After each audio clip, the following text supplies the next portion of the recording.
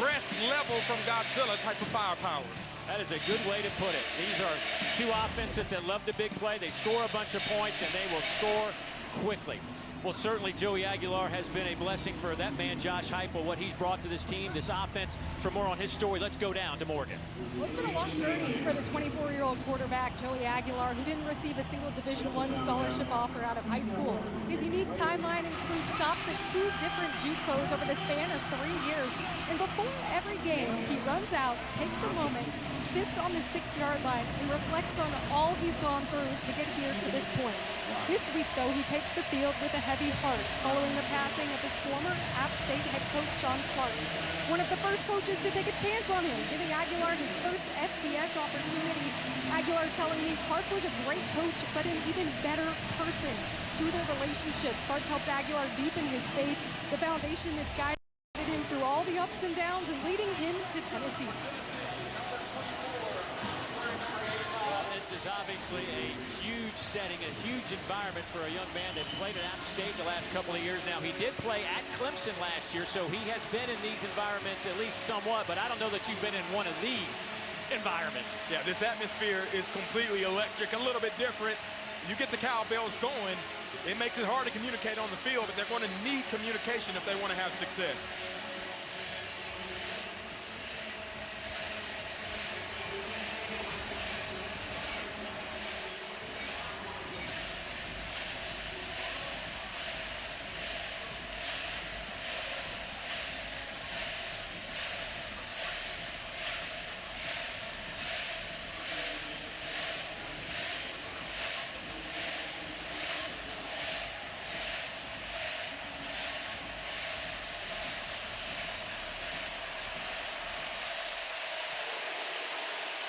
And we are underway in Starkville as this kick sails through the back of the end zone. Mississippi State won the coin toss. They wanted the football first, and they will have it out at the 25-yard line. Blake Shapen, you see some of the numbers for him. 19 straight games with a touchdown pass, averaging about 221 per game this year through the air. Not his best game last week. Matter of fact, came off the field talking to his coach, Jeff Levy, and said, hey, coach, I just wasn't very good today. And he's like, listen, if you weren't very good and we still won 38-7, 38-10, we did okay. Yeah, Blake Shapen had a tremendous second half. They're going to need to pick up where they left off from last week's game. First down and 10 from the 25. Shapen throws, quick hitter. That one's caught by Jordan Mosley. They're going to mark him back behind the line of scrimmage at the 23-yard line, so a loss of 2 right out of the gate. Mosley's helmet comes off, so he'll have to depart for a play. Checking in is Aiden Williams, the junior receiver, in his spot. Tempo, tempo, tempo for these two teams. Bothwell is your running back. They will hand it to Fluff. Big collision at the 25, and there's 4 orange jerseys pushing him back. Farouk, the first one there to lead the charge. This secondary today going to be tested. Arian Carter's, I mean, there are some good linebackers in the league, but Arian, one of the best. No doubt about it. 4-man rush by the Vols. Shapen, pocket collapses, and another sack for Tennessee. Number 16 this season, Dom Bailey getting it done. And this is where Tennessee has feasted all season long. 15 sacks coming into this game. 3rd and long is where they like to have their opponents. And you see Dominic Bailey moving and just being relentless at the point of attack, getting their first sack on the day.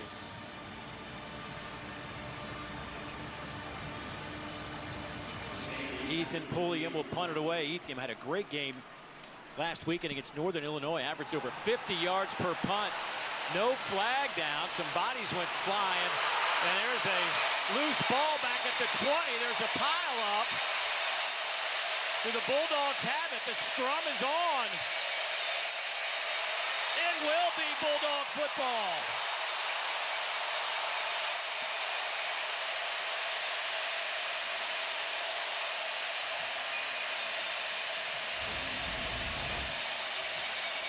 And you see, left-footed punter, the ball spins a little bit differently. Staley's not used to probably catching it from that direction. And then Xavier Gayton, the first guy down there, able to pick it up and obviously create the first big play in this game. It's a huge momentum break for this offense to be able to get back on the field. And now you're doing that in the red zone at the 20-yard line. We'll talk more about this later, but you and I were just talking before the game down the field about the spin off a left-footed punter. You were a great return man, so you understand it. Kamario Taylor checks in at quarterback. Little razzle-dazzle now from the Bulldogs. They get it to Anthony Evans, and he'll be close to the 20. Kamario Taylor is the freshman quarterback, the true freshman quarterback. They have a little package for him. We'll see him 2 or 3 times, specifically usually in short yardage situations. Here's Chapin now at quarterback. Again, a little end around. It's Kamario Taylor. It's a little stiff arm down to the 15. Well played by Tennessee to string that one out. Limit the game to 2 or 3 yards. Carter there making the play. You see the substitution opportunity here. 3rd down. Obviously, Tennessee already showcased what they did last 3rd down. With it being in the red zone, expect Tennessee to bring some pressure, try to get the ball out of Blake Chapin's hands quickly. So 3rd down, let's call it 5. Chapin takes it himself. He's inside the 10. That should be good enough for the 1st down. Turrentine able to make the stop, but it'll be 1st and goal, Bulldogs. And what a great call by Coach Levy here, using that lead blocker. Blake Chapin going to go get it. Doing a great job picking up the 1st down. Little pistol formation with Devon Booth behind Chapin. They give it to Booth. He is wrapped up immediately. Joshua Joseph. And there comes some flags.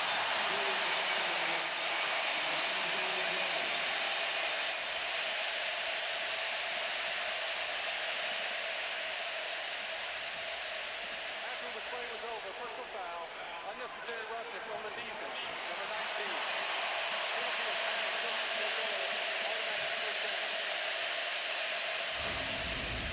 That's not a smart play. Whistle has already been blown. Obviously, for a progress stop, Joshua Joseph, just a little too much activity after the play. Going to get flagged for that. And the momentum continues to stay on Mississippi State's side. Fluff Bothwell in the game.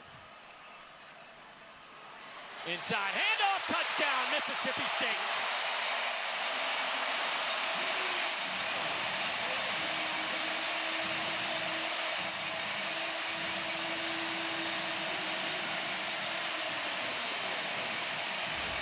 Jeff Levy calls the counter play. Seydou Traore leading up on the best linebacker in the conference.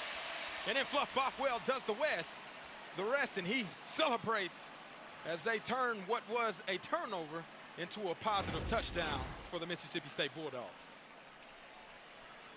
The 5th rushing touchdown of the season for Fluff Bothwell, the transfer from South Alabama. A big part of this new look offense.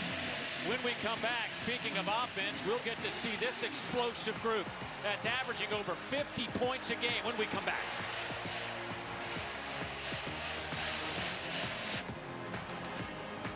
What's up, Zach? Check out this Echo. T-Mobile's got home internet. And it's just $35 a month. Our Echoes are all-knowing. T-Mobile's got home internet, just $35 a month, and it's guaranteed for 5 years. All right, Tim, I got all your policies here. Okay, nice. But what if... Covered. Nice. But what if... All set. But what if... Tim, I customized your insurance so you wouldn't have to ask what if. It's simple human sense. Oh, nice. Ask your independent agent if auto owners make sense for you. What if... Good to go!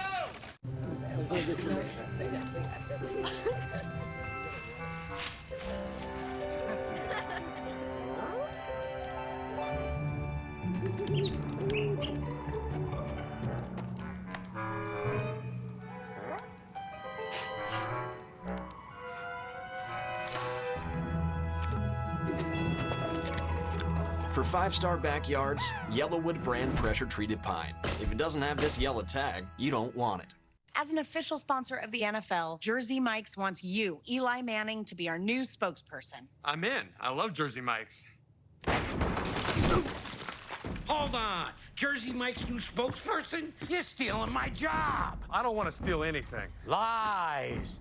Eli's. I just love these subs. You'll be hearing from my lawyer. He's very prompt. Jersey Mike's, a sub above. Hey, that's my line. A sub above. America, are you sitting down? Southwest is introducing assigned seating. Assigned seating! Assigned seating! Assigned seating! I can't believe it! Out of my way! I can choose my seat? Southwest has assigned seating. Plus, extra legroom seats. Yes! Now we can sit together on the plane. Do we have to? No. I can't believe nobody's ever thought of this before.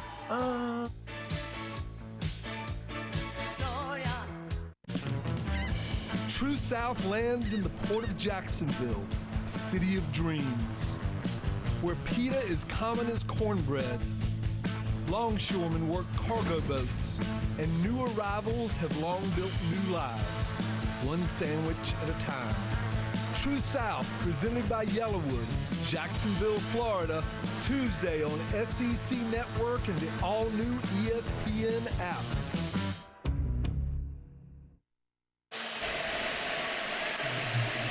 Bulldogs, the benefit of a Tennessee turnover on a punt return. Take advantage and post 7 to take the lead. 11:49 to go here in the first quarter. We are moments away from seeing this high-powered Tennessee offense back on the field after Fluff Bothwell's 5-yard touchdown run. Kyle Ferry's kick will almost went through the uprights. I think everybody's a little jacked up right now. Well, here comes Joey Aguilar and this Tennessee offense. We talk about some of the numbers. It is crazy. 554 yards of offense a game. Second best in the SEC, top 10 in the country. They're scoring 53.5 points. That's first in the league and 5th in the country. And this guy's been their trigger man. Yeah, 200 passing yards in all of his career starts. Then those wide splits. It's a constant in Josh Heupel's offense. Be alert for them to take some shots throughout the day with these high-powered receivers.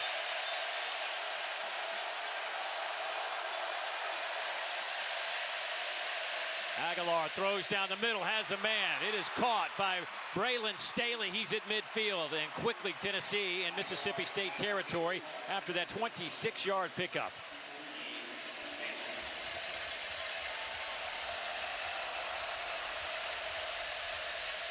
Ball's going fast to Sean Bishop. They get a couple of yards.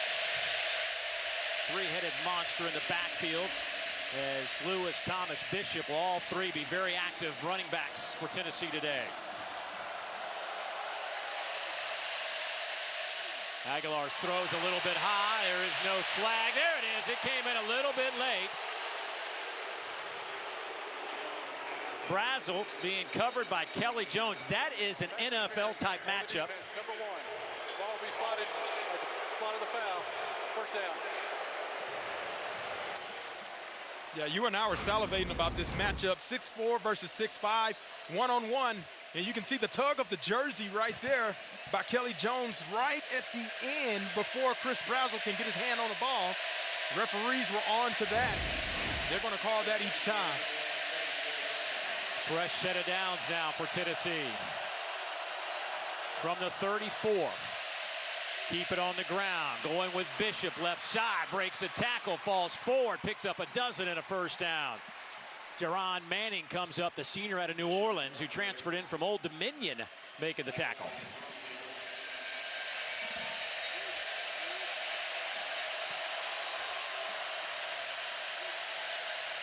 Dump it off near side. Kitzelman, the tight end, to the 20. Gain of 3. Dakari Tillman there making a play.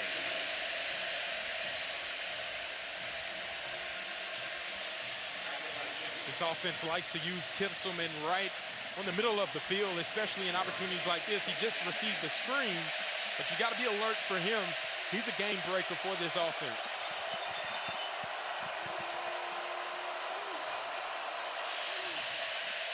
Aguilar under pressure, pass is caught. No gain on the play. Staley making the catch. Zachary Tillman.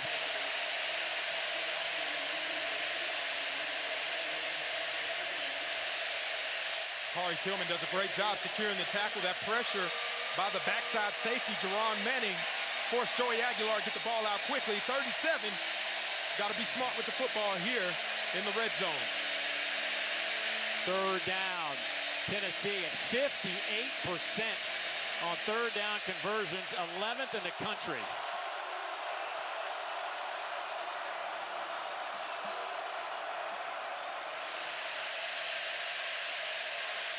Aguilar passes, dropped at the 10-yard line. Looking for Staley. Manning was right there with him. And here comes the Tennessee kicking unit. Tight man-to-man coverage. You got pressure by Bam Bam Williams, and Staley just unable to haul that in. That's a catch he should be able to make every single time, and that's 2 times that we've seen Staley put the ball on the ground in critical situations. Here's Max Gilbert, 6 of 7 this year, hit a 53-yarder against East Tennessee State. This will be from 38. Just inside the near hash mark. The operation is clean, and the kick is perfect. The Vols on the board. Bulldogs lead at 7-3 here in the first quarter.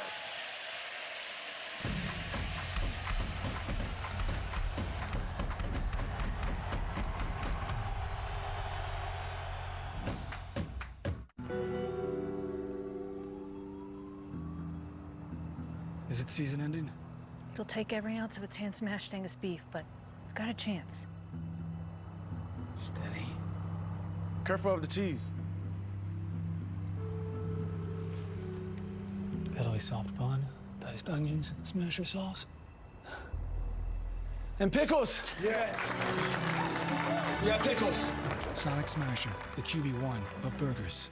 The primary lesson I learned from all my years of football was about teamwork. That is something that's really been important to me. It brings people together. For those of us who chose to play, it's community right there. Football's given me a platform. Football's allowed me to compete at a high level. I think it gives you a great escape to go out there and compete and just to do what you love. Football teaches you how to deal with pressure, but the most important thing that football teaches you is how to get up once you get knocked down. Now We're Cooking is presented by Farm Rich. Meet the Ryans, a happy family on the outside, but from inside the pantry, it's a sad snacking reality. What's wrong with rice cakes? Most would argue it's not a snack, like your kids. Bring out the Farm Rich! They wouldn't say that. We want real cheese. Jim Jr.? Yeah! Ooh, cheesy. Let's get these guys some snacks! Come on!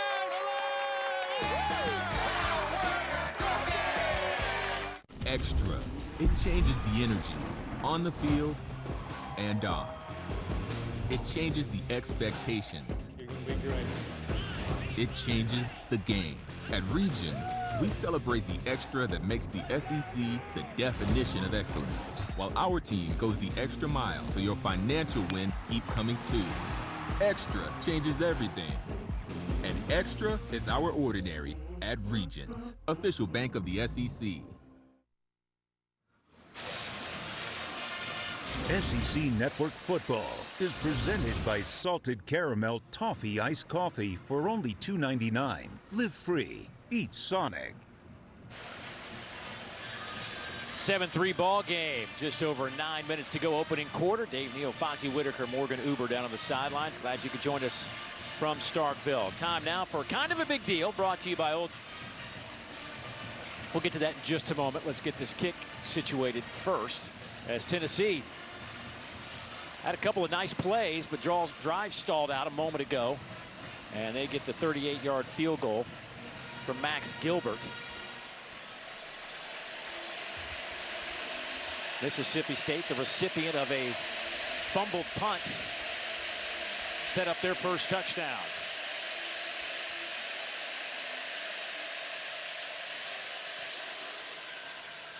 This kick will go over the head of Devon Booth. So now it's time for kind of a big deal. Brought to you by Old Trapper, and you've highlighted a couple players you can't wait to see today. Yeah, for Mississippi State, Fluff Bothwell already leaving his impact. They have to run the ball effectively in order to set up play action. Joshua Josephs for Tennessee. Stop the run on the way to the quarterback, get Blake Shapen off of his mark, and Ty Redmond, the freshman, 4 PBUs and an interception. He will be tested by Brendan Thompson and Anthony Evans and Jordan Mosley on the corner position. Yeah, we talked to Tim Banks, the defensive coordinator for Tennessee, about Redmond. He said he's playing really well, but every team's going to come at him to see just if he can hold up. First quarter, first half been busy days for Mr. Redmond. First down and 10 from that far hash mark. Devon Booth will start this drive, and he gets the football here, trying to kick it to the outside. And strung out nicely. Colton Hood, the transfer from Colorado, who has been a magnificent. We talk about Joey Aguilar being a big addition. This guy, with the depth issues in the secondary, has been massive. Yeah, and showed up and played big time for this defense. Thompson goes in motion. Shapen keeps it, spins across the 25, gets a yard, so a couple of yards. It'll be 3rd down and 9 coming up. T-Lander there to make another play from his linebacker spot. Boy, this Tennessee defense, they just give up 93 yards a game on the ground now. That's why Fluff Bothwell is so important, being able to open up the rest of the offense for Mississippi State if they can get the ground game going.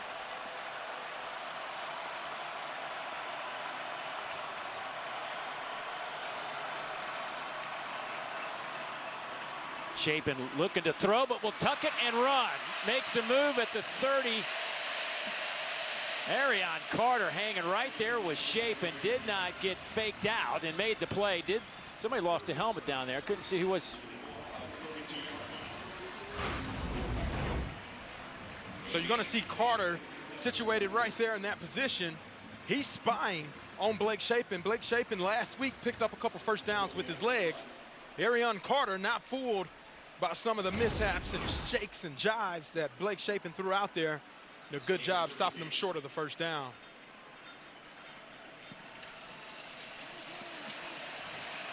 Staley. This one takes a favorable bounce, and he has to let it go. It's going to be down at the 1, inside the 1-yard line. A 67-yard punt from the former Mississippi State Bulldog baseball player who is now a full-time punter.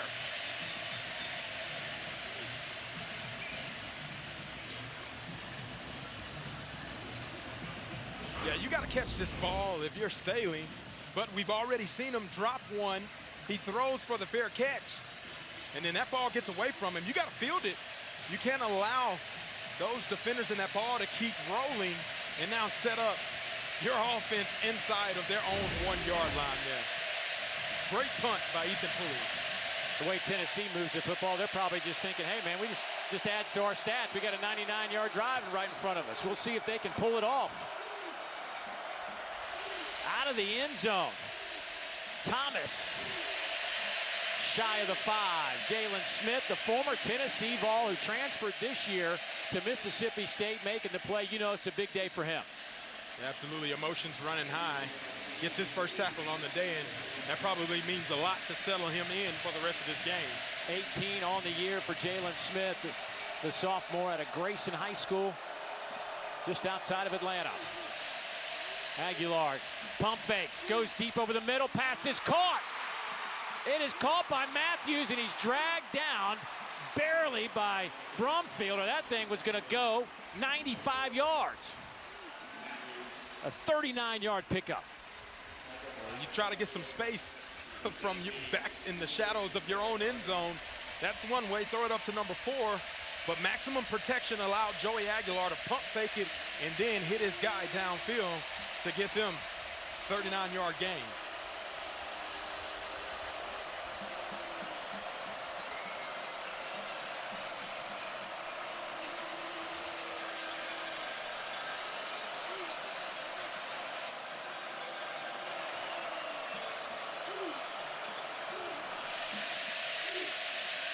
Whistles will stop the play.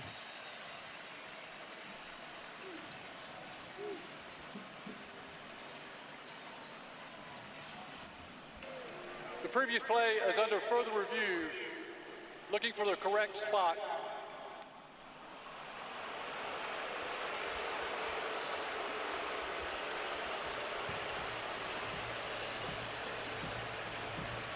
Well, I wonder if that was something that came from the Tennessee bench. That's interesting. I mean, whenever he did get rolled up on, he might have landed on top of Diego Brumfield to get a couple additional yards after the fact, but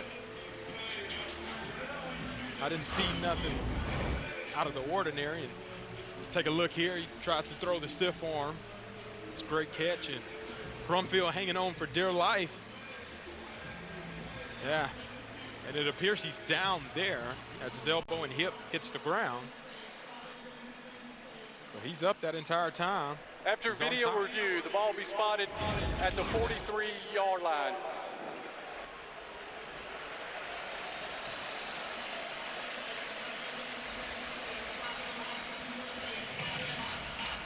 So actually, hopefully it wasn't Tennessee that was barking about the spot because they just lost 4. Right. Well, good job by the officials actually catching that. Still a 39-yard gain, and the ball will be at the 43-yard line. The Cowbells are out in full force this afternoon. Only the second time Tennessee's ever played in front of these Cowbells. They did it back in 2012, and then back in 1950. They're the only 2 times. Handoff goes to Stark Thomas. He is wrapped up, maybe 2 on the play. Boy, this defense is night and day from a year ago. They had trouble stopping any and everything a year ago, but so far this team gives up less than a dozen points a game. Aguilar.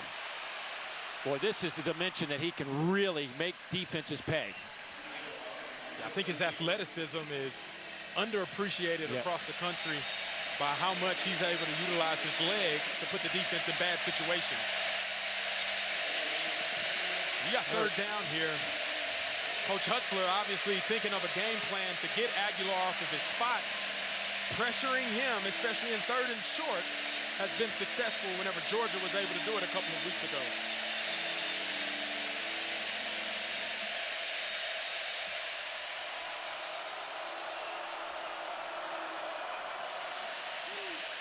Swing it near side, it's incomplete. Stark Thomas couldn't hang on to it. He saw Brumfield coming at him. Tennessee's only gone for it 1 time on 4th down this year, and they're going to bring out their punt team. They've only gone for it once. That's usually because they're not punting a ton with how many points that they put up offensively. Middle of the field, though, you always have to be alert for any type of fake, as it's prevalent at this point in time. Anthony Evans back to return this punt. Jaxon Ross, the redshirt junior out of Australia, averaging 44 yards a punt. End over end kick, fair catch called for and taken there by Evans, and that is where the Bulldogs will have it. And even 5 minutes to go, the Bulldogs' high-powered offense back on the field when we come back.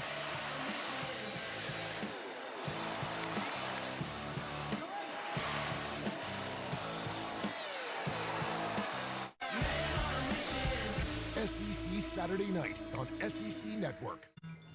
Shelter Insurance, Joy speaking. It's Aubrey. I need to file a claim. How can I help? When I got home from school today, I found the house completely in shambles. All the windows are broken, the roof is ripped off, and the kitchen is destroyed. Put your brother on the phone. Mitchell, Mom's on the phone. When the unexpected strikes, you can count on Shelter Insurance to be there when you need us most. Introducing SportsCenter for you, personalized every single day. Now available on the ESPN app. Powered by your favorites.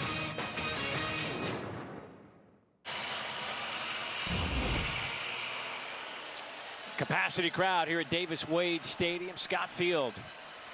Bulldogs lead it 7-3. 5 minutes to go first quarter. Quick hitter to the outside.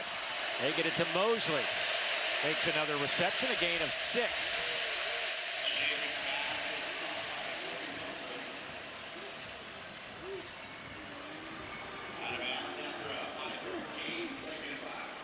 Bulldogs will put Anthony Evans in motion, back to that slot on the far side. They swing it to him near side, and he is lit up. They're going to say incomplete pass. Boo Carter came flying in like he knew exactly what was on the menu. Ooh, he read it. See ball, get ball. That's what you want to see from your defenders, especially delivering a devastating blow like he did. And obviously, they run similar type of offense. Boo Carter sees that screenplay, and he goes and attacks immediately. And that's a devastating shot on Anthony Evans. So now another third down, 3rd and 5.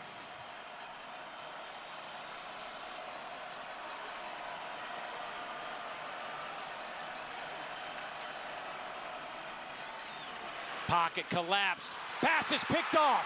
Colton Hood will high step it into the end zone. Touchdown, Tennessee.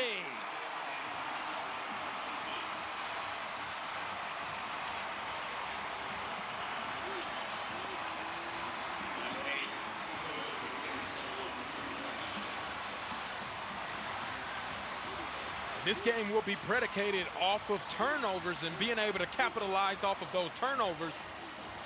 Tennessee affects Blake Shapen at the pocket, forces the errant pass intended for Fluff Bothwell. Colton Hood's right place at the right time. Gets an interception and a return for the score. Puts Volunteers on the board. That's his 2nd return for touchdown. Had a scoop and score against Syracuse. Now a 22-yard interception return. And Tennessee trying to make this a 3-point game, and they do. We talked about Colton Hood and the value that he has brought with him, the former Colorado defensive back who actually started his career at Auburn. But man, what a difference he's made. Yeah, and you can see Blake Shapen. Dominic Bailey back there again, passes a little inaccurate over his head. Tips and overthrows, we always say, end up in bad situations. And Colton Hood right there to be able to take advantage of that bad situation for this Tennessee defense to put them on the board. First touchdown for the Volunteers.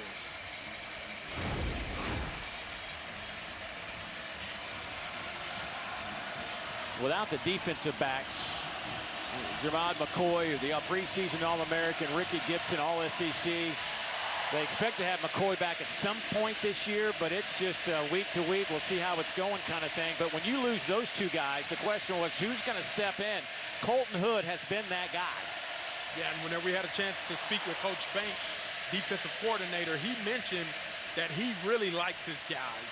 Would love to have McCoy and Gibson back, but the guys that have stepped in and played, he's really enjoyed and really liked what they bring to the table and what they've been able to do in these first few weeks of the season. The injured Tennessee player, after that extra point, Bennett Warren, one of their backup tackles, a redshirt freshman out of Houston, Texas. They have been attending to him.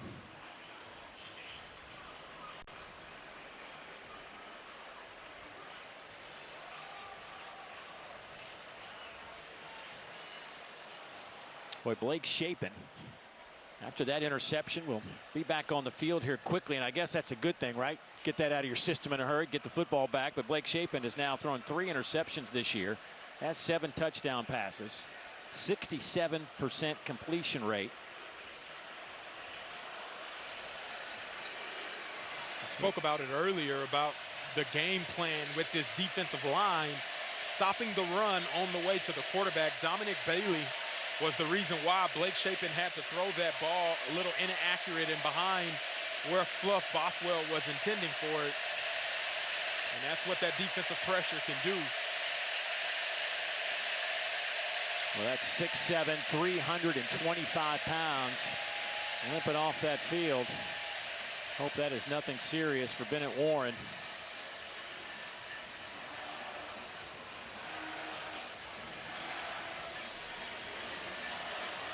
Speaking of offensive linemen, David Sanders, their 5-star true freshman tackle, the #1 ranked offensive lineman in the country. is back with the team, traveled this week. He hasn't played all year. He's been banged up. Josh Heupel telling us last night at our meetings that he expects him to get some snaps. What a way to break into your SEC career on the road here in Starkville. So we don't know how much, but we expect to see the 5-star tackle on the field here for at least a few snaps this afternoon. There is Mr. Sanders right there, the highly touted tackle.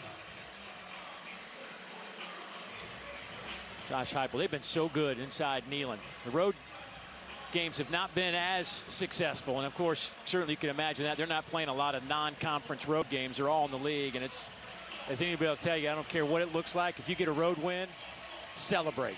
Absolutely. It means a lot. It truly does. This kick boomed out of the back of the end zone. So Blake Shapen now back on the field with this offense. Mississippi State's having some trouble on first down, getting themselves decent down and distance on second and third down so far. Give credit to Tennessee for that. Yeah, and that's something that you and I talked about even last week while we covered their game against Northern Illinois. The focus was to be good on first down, to set them up for second and manageable and obviously third and short types of situations. They haven't come across that quite yet. Expect the focus to be better on first down on this upcoming play. 1 of 4 on third downs to start this game here in the first quarter. We've got 4:19 to go. Haven't seen any of those deep shots yet from Mississippi State. Shapen hit immediately and dropped at the 20. Tyree West just said hello to Blake Shapen, a loss of 4. Again, this is where this defense is so dominating on that front. You see Tyree West just goes right around Albert Reese, unevaded to Blake Shapen. Second sack today. Shapen near side. Catch is made by Brennan Thompson, and he has pushed back. He got back to the line of scrimmage. Actually, they'll give him forward progress to the 27, so a couple of yards. Make it third down and 8. Boy, McMurray and Hood converged on that in a hurry. Playing physical out there on the edge. 3rd and 8. This is where Mississippi State has to figure out how to be better, right? Third down package for Tim Banks. They like to give you so many different looks and pressure up front. Handle the pressure, get the ball out accurately. Thompson goes in motion. Shapen steps up in the pocket. Pass is caught. That'll be a first down. It's Thompson on the reception.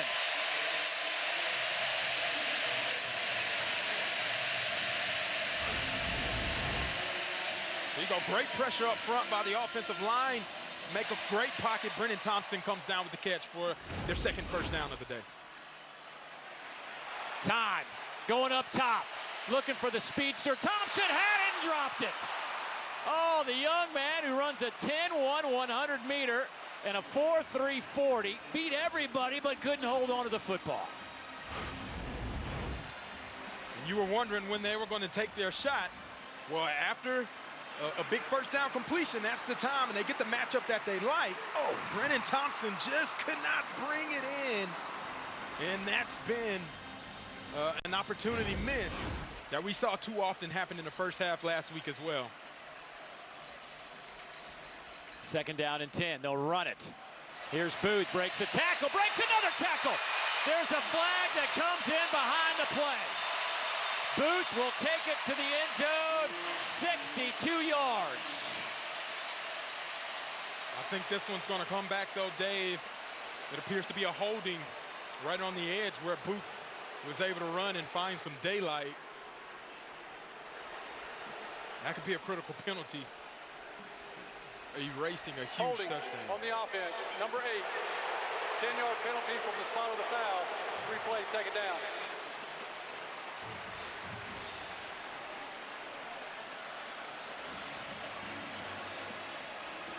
We're going to take a look here where Seydou Traore is on the edge trying to make sure he secures the block for his running back. Gets too much jersey, and whenever the defender turns up to try to take on the runner, you got to be able to let go and push him. That negates a huge touchdown run by Devon Booth, and now sucks out the momentum that offense just created. 2nd down and 20. Anthony Evans goes in motion. 3 receivers to the far side. Bothwell makes a nice move. Big run by Fluff. Out over the 40 to the 45. Arion Carter makes the tackle, but a gain of 15. So now you got a 3rd down in manageable distance. Absolutely. They ran the exact same play. Fluff Bothwell now makes the safety miss. Now you got 3rd and manageable. Playbook is open to you. Protect Blake Shapen at all costs, though. Bothwell at 5'10", 230 pounds, stays in the game behind Shapen. They'll stack a couple of receivers on the far hash mark. Handoff, Bothwell, big collision right at midfield. That is a 1st down, ran right into Jeremiah Thielander. We just told you that was 230 coming at 230. Shapen looks left and sails that one into the Tennessee bench. Boy, one thing I've noticed watching Blake Shapen play this year in person and on tape is the spin on his football is like nothing I've seen this year. I mean, it is tight. It is very tight. It helps increase the accuracy, less drag if we want to get scientific behind it. But he has a very tight spin. Hard to catch a tight spin ball or not? It depends on the velocity. No spin here as they give it to Booth. Colton Hood brings him down. That's a gain of 5.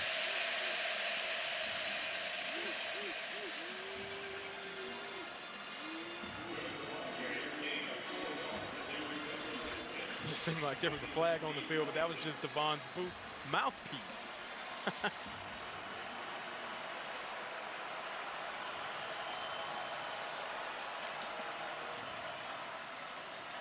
Shapen throws, quick slant, hits Brennan Thompson at the 30-yard line. 1st down, Bulldogs. That's 16 more yards. McMurray and Beasley back there in coverage. Yeah, Blake Shapen takes the hit for this, but delivers an absolute strike. And Brennan Thompson catches it for another 1st down.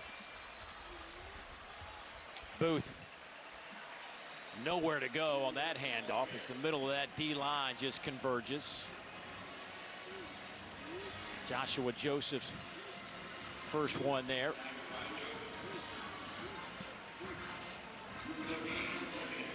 Under a minute to go in the 1st quarter.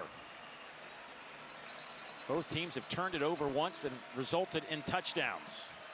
12th play of this drive. Boy, nice throw. Anthony Evans on the reception, but he will be shy of the line to gain inside the 25 at the 24. So it'll be 3rd down. And starting left tackle Jarvin James actually goes out because his helmet comes off. Be alert for that left side. The guy that hasn't been in there yet, trying to hold up against some of these big-time pass rushers. Yeah, Jimothy Lewis checks in at left tackle.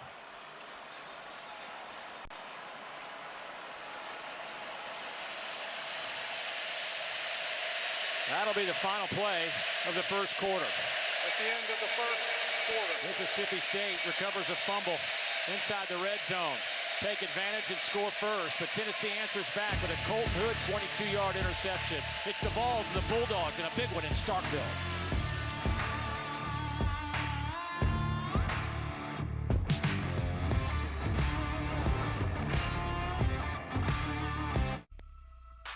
What powers her?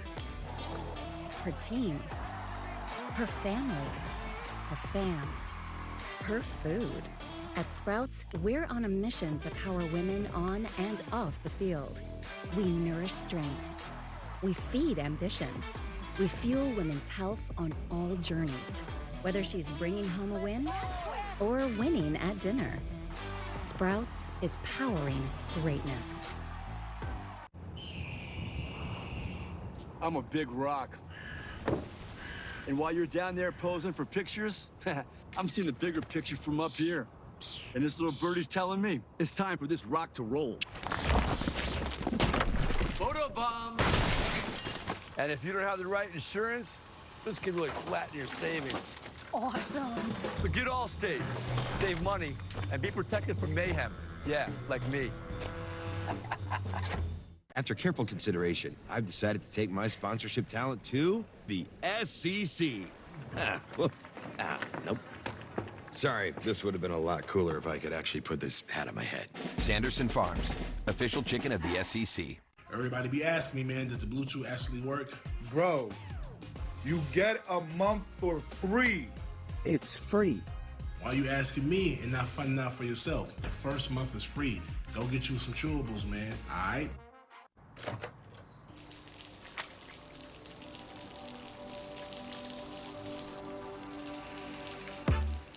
I never thought this would happen. When disaster takes control of your life, we got you. Get it back with a single call to the team that shows up fast to make things right. ServPro, like it never even happened.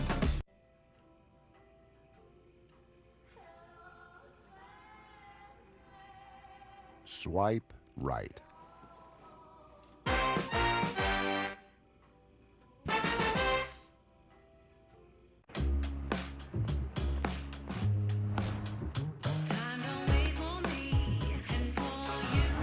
Powerful performance. Seamless technology.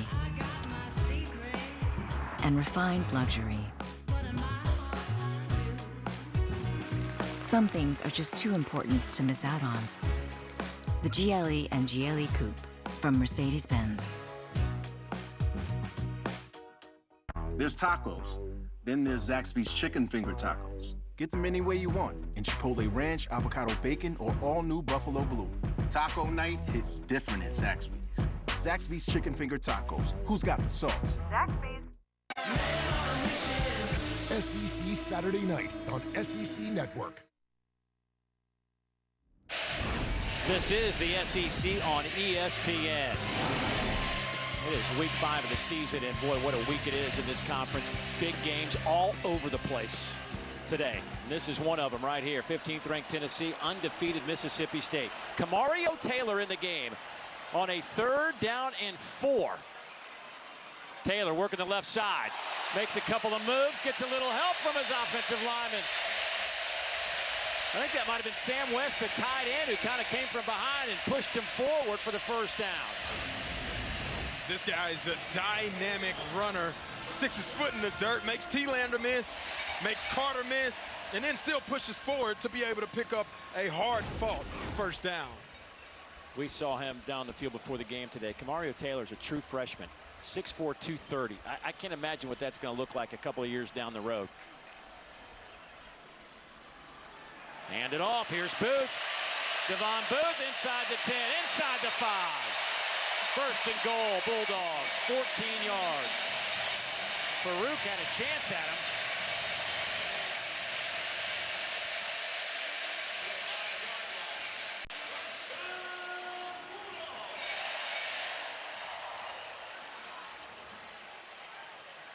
They'll go with Booth again, trying to kick it to the outside, and he does. Touchdown, Mississippi State, and there are no flags.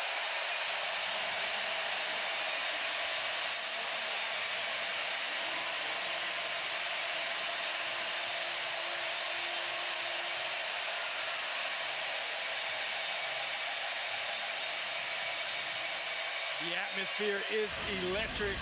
Devon Booth shows you why he's a big play back.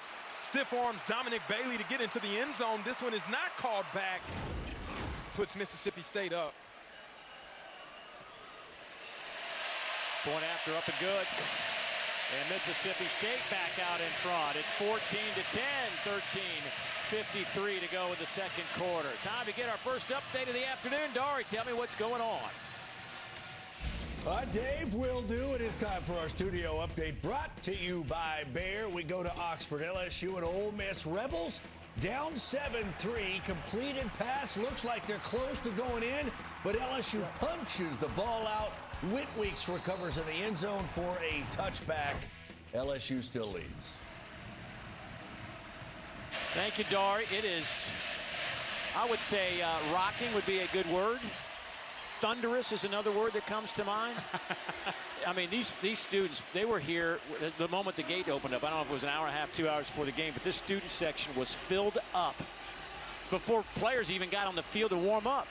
And the cowbells were ringing non-stop. I think that's probably the most impressive part about it, was that they haven't stopped ringing those cowbells since they've arrived into the stadium. Well, they had a chance to kind of practice earlier this year. Arizona State game, what a thriller that was. It kind of gave this program a little kickstart here in 2005, and they are just dying for some good quality football.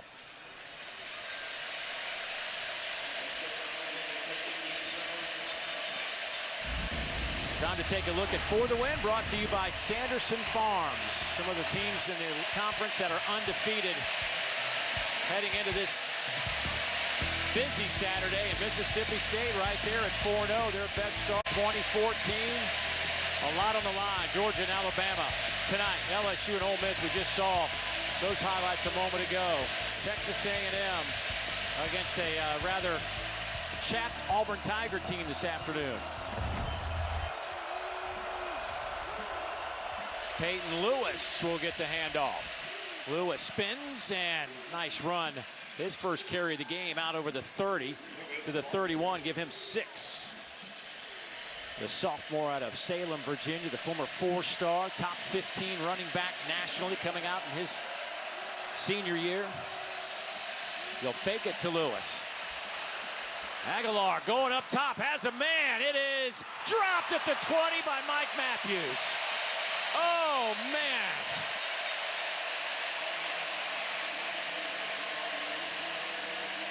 He had a couple of steps on Manning and just dropped it. Yeah, double move, and Mike Matthews just loses sight of that ball, trying to catch it over the shoulder. It's not an easy catch, but one that Mike Matthews has made all season long.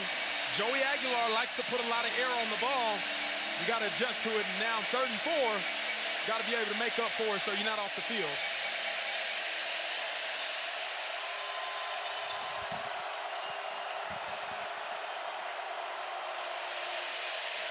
Bulldogs bringing 5. They catch him in a little blitz. First down, Tennessee. Great play call. Chris Brazel making the catch. Peyton Lewis came up with a huge block on the blitz.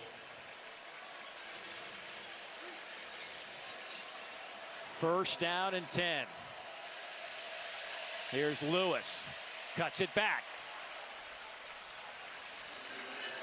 Lanier with the tackle. That's a gain of, give him 7.5, maybe 8. It's all said and done. Yeah, closer to 7.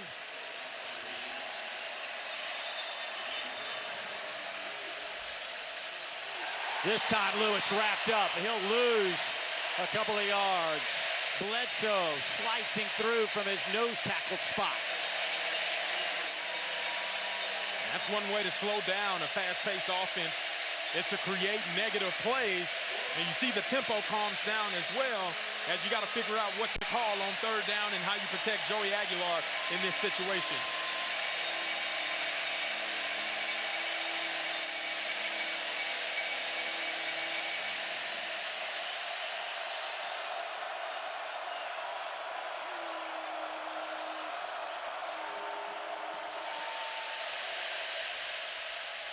Some miscommunication, incomplete.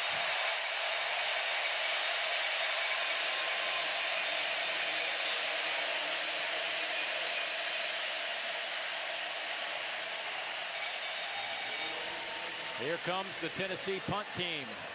Mississippi State did a great job of disguising that coverage, holding it right before the snap, creating some confusion by Joey Aguilar and the intended receiver. And that got them off of the field. And now for 4th down.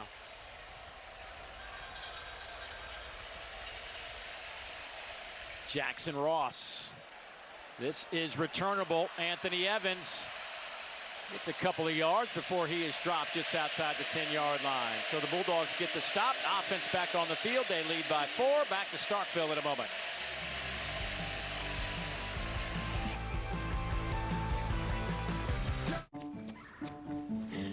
Hey, Dad.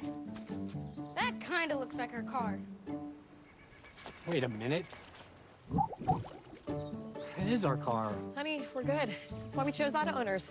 We worked with our agent to get the right coverage so that when the unexpected happens, We know we're covered. Huh.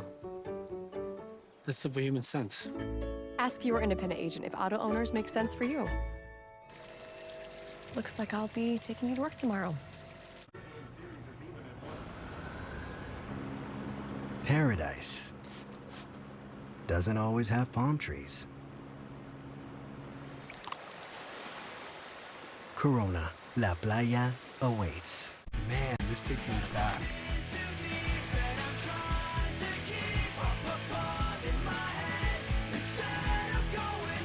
All your Y2K favorites are back for only $3 or less, only at Taco Bell. Weekdays, SEC Network is your home for SEC football coverage. We're live on the air. We want to see our show. Recapping all of the action. News, opinions, and analysis. Weekdays on SEC Network.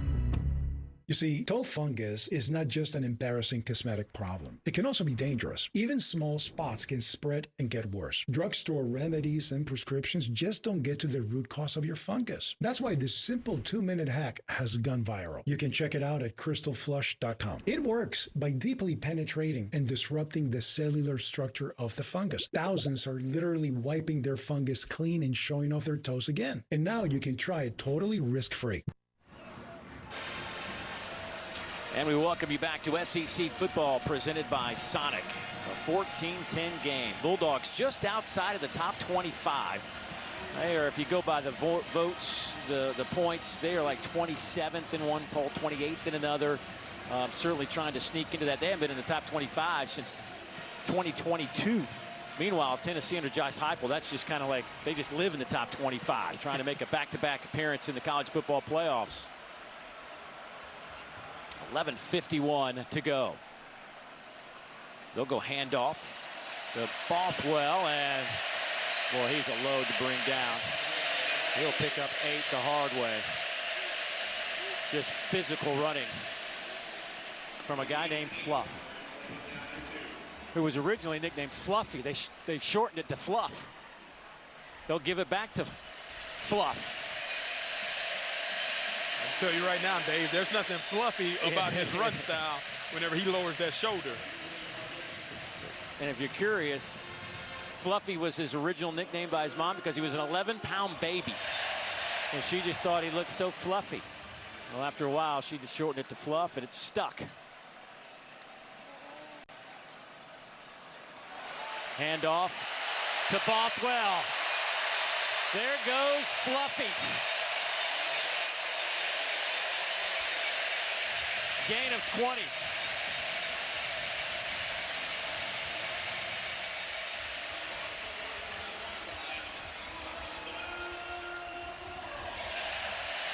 This rushing attack by Mississippi State has been what Jeff Lebby has wanted to do. Be consistent on first down, control the line of scrimmage, control the game by doing that as well.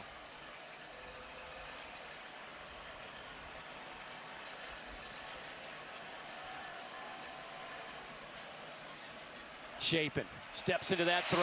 Has an open receiver, Mosley. He's inside the 40. That's a gain of 16. Working on that freshman, Ty Redmond.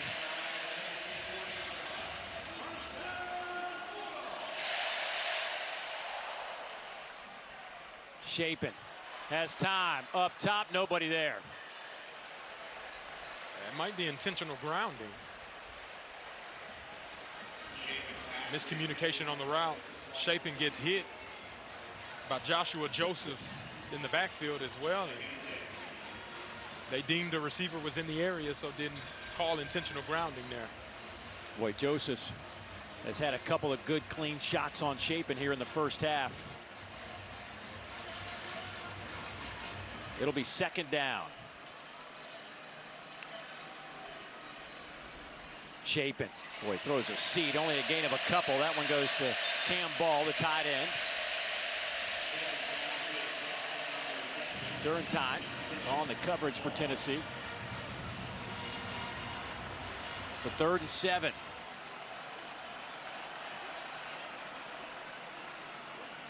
They'll hand it off here to Booth, and just nowhere to go.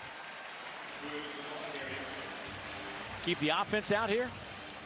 I think you take the points while you can. You're going to need as many points as possible to win this game is what we think with these prolific offenses. Ferry's long this year with school record 55-yarder in the opener against Southern Miss. This one's right around the 34, so you're looking at a 51-yarder. 50-51. We'll see where they spot it. Looks like it's right on the 41. So Ferry on the year, perfect 4 out of 4. Kick is on the way, and it is perfect. 51-yarder.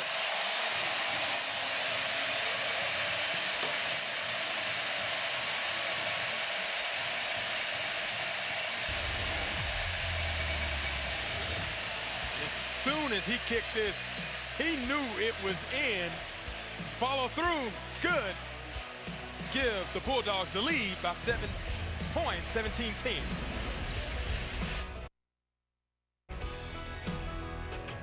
Extra. It changes the energy on the field and off. It changes the expectations. It changes the game. At Regions, we celebrate the extra that makes the SEC the definition of excellence, while our team goes the extra mile so your financial wins keep coming too. Extra changes everything. And extra is our ordinary at Regions. Official bank of Cooking is presented by Farm Rich. Meet the Ryans. A happy family on the outside, but from inside the pantry, it's a sad snacking reality. What's wrong with rice cakes? Most would argue it's not a snack. Like your kids. Bring out the Farm Rich! They wouldn't say that. We want real cheese. Jim Jr.? Yeah. Oh, cheesy. Let's get these guys some snacks. Come on!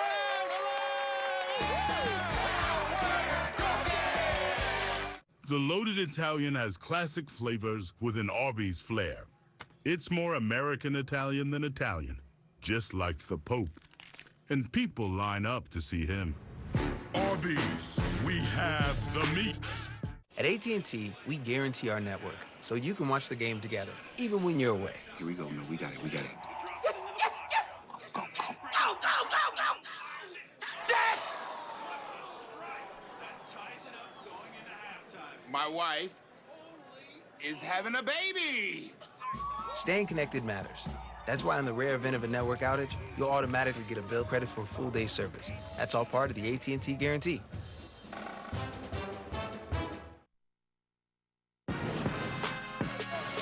Joey Aguilar, tell you what, he's had a remarkable journey to this point. Started in junior college for a couple of years, then went to Appalachian State, and, I mean, lit it up for the Mountaineers. Then goes to UCLA, one final shot at it, but then, of course, we all know what happened there. Basically, a trade occurred with Nico Iamaleava, and he comes to Tennessee and had very little time to get used to this offense, and you would never know it. It is crazy to think of how he has performed under the circumstances.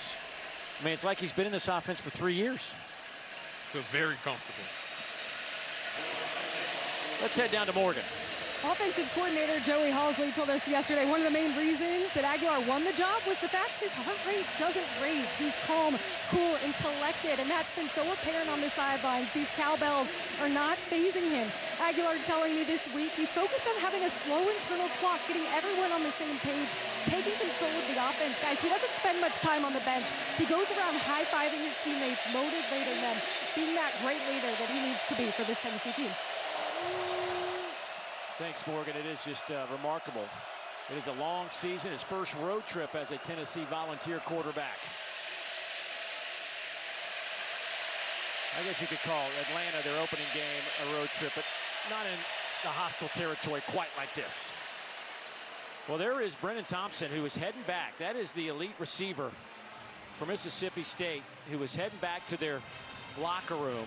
And we will obviously stay on top of that one. That is huge After the news. play was over, personal foul, unnecessary roughness, number 21 on the defense.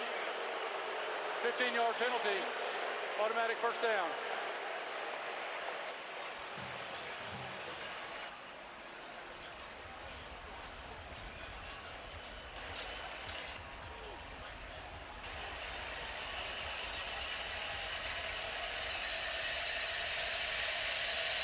So that'll move the football out over the 40 to the 43-yard line.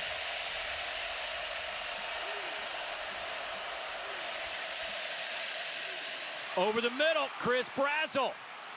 Down to the 30-yard line. Another quick hitter, but there is a flag in the backfield.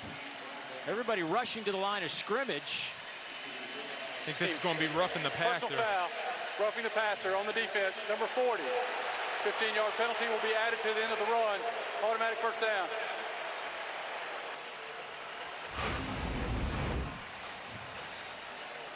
Yeah, ball is out. And you see the extra push by Nick Mitchell, unnecessary in that moment.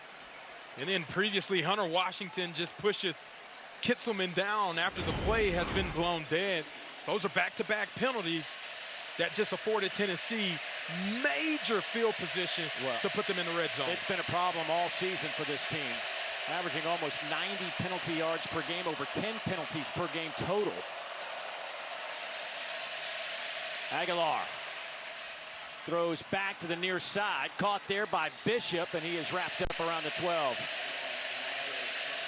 Jeff Levy told us yesterday at our meetings, man, he's done everything he can think of to get this cleaned up, but you just can't give your opponents 90 yards a game. Yeah, and they're starting down that trend already in this game in the first half. You can't have those if you expect to be one of the best teams in the country. And now a flag comes out on the sideline. The previous play is under video review. Ruling on the field was his knee was not down and made that next move. Additionally, sideline warning against Mississippi State. So there's their first sideline warning, but we'll have a review in the process. It seems as though whenever Bishop caught that ball, his knee was right around the ground, and there it is. Clearly, his knee is on the ground as he catches that ball.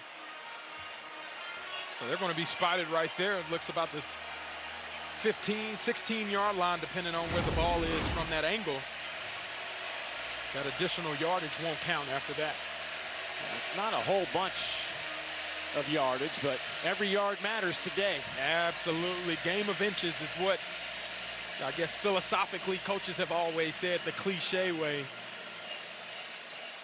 After video review, when the receiver caught the ball, his knee was down at the 15.5-yard line. It'll be second down.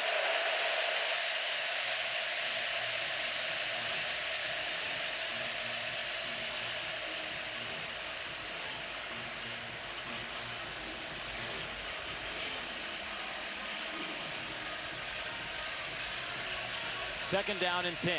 Josh Heupel and this offense trying to tie this one up. They are in the red zone. They have been really good in the red zone this year. 22 of 24 coming into this game. They've scored 19 touchdowns in those 24 opportunities.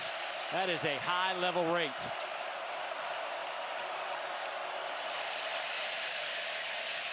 Aguilar, touchdown, Tennessee. Brazel with the catch. 15-yard strike.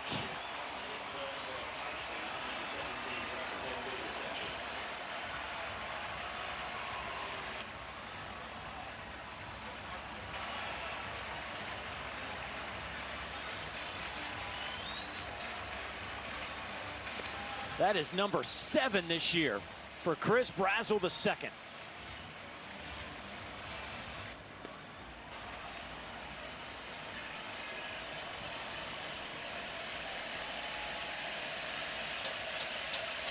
Max Gilbert will tie this one up at 17 with 7:25 to go here before halftime. Yeah, and you see Joey Aguilar counts the box. He likes his matchup one-on-one with Chris Brazel to the right, bottom half of your screen. They read run, and he takes it over the top. Joey Aguilar has been phenomenal in the red zone. Tennessee ties the ball game up.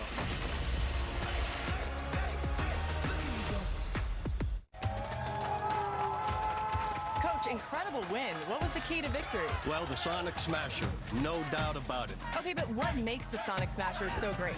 I think it'd be the hand-smashed Angus beef, the melty cheese, and of course the smasher sauce. We're talking the tote right here. The tastiest of all time. Give me the QB1 of burgers. The sooner, the better. Thanks, Coach. I'm Laura Rutledge, reporting from Sonic, where football goes to burger. Haven't we made it, my love? Oh, honey, look how we made it this far. Haven't we made it, my love? Oh, honey, look how we made it this far. Football gave me confidence. It gave me my best friends, a team that counted on me every time, a place where I could just have fun, and a chance to get better at everything. I learned how to lead, how to show up every single day, how to play for something bigger than just me. Ready to play? Your team's already waiting. Go to futureforfootball.com to find a league today.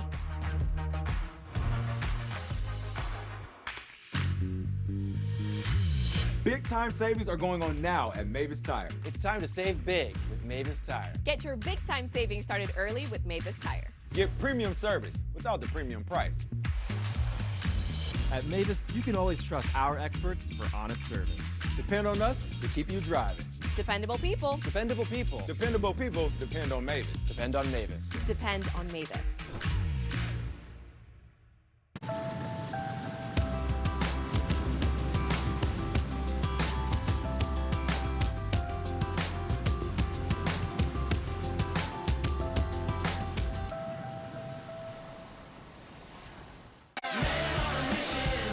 SEC Saturday night on SEC Network.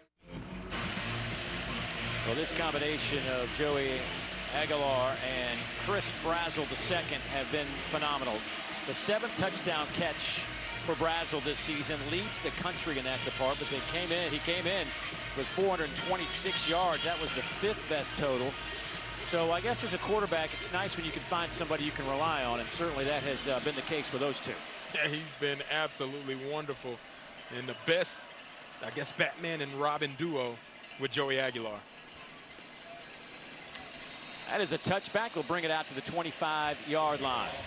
Showed you Brennan Thompson, who was heading into that locker room for Mississippi State during that last possession, back on the field. No word on what he went back into the locker room for, but good news is for State fans is he's back on the field now.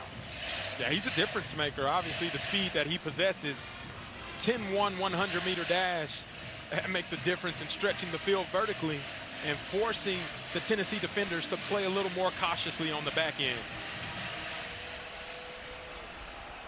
He was also clocked at over 23 miles an hour during a practice this summer. They'll hand it off, though, to Bothwell, who's had a heck of a first half. Fluff picks up 8 hard-earned yards. He's averaging over 7 yards a carry.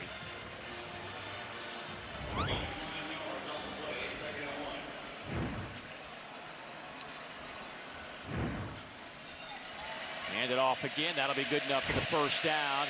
At the 37, Jordan Burns, the redshirt freshman linebacker, making a play.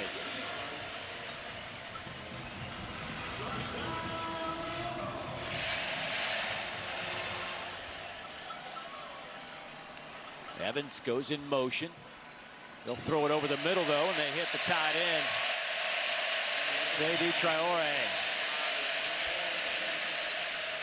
Well, they're trying to work him. They're trying to get him the football a little bit more. They love his skill set. It's just been tough. Second and short. Bothwell, first down and a lot more. Inside the 45. Durantine makes the tackle, and an injured Tennessee player back at the Mississippi State 45, but another 12-yard run for Fluff Bothwell, who is up to 82 yards now on 10 carries.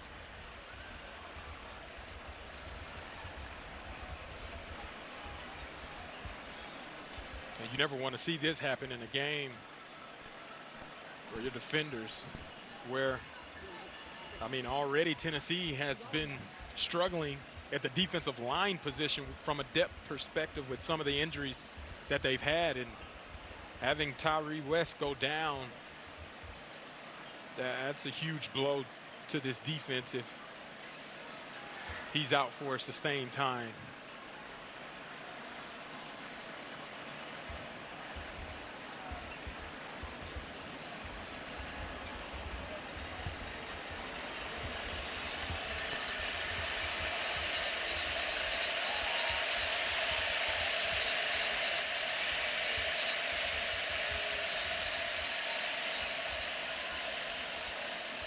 As you might expect, a lot of orange in Davis Wade Stadium today, and this whiteout. Matter of fact, Tennessee wearing this orange combo for the first time on the road. It's back-to-back weeks. They wore it last week against UAB at home, but the first time since 2010 against LSU that they've gone this look on the road. That's because the Bulldogs wanted to go with the white look today.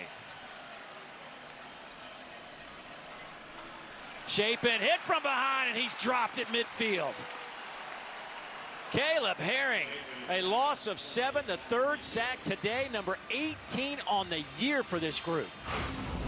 Yeah, and that's where they're so good. They get one-on-one opportunities. He uses the long arm to be able to get Lewis off of, or James, I'm sorry, off of his track, and then being able to get to the quarterback at the point of attack. That's what they need to have happen to disrupt this Mississippi State offense. Here's Devon Booth. Devon gets it back to the 41. That's a pickup of 9. Farouk makes the tackle. It'll be 3rd down, and let's call it 7.5, maybe 8.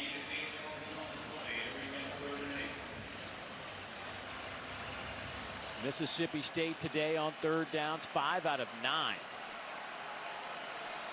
Boy, there are 8 in the box right now. Tennessee bringing 5, and that's just enough. Caleb Herring again getting there first, a loss of 7.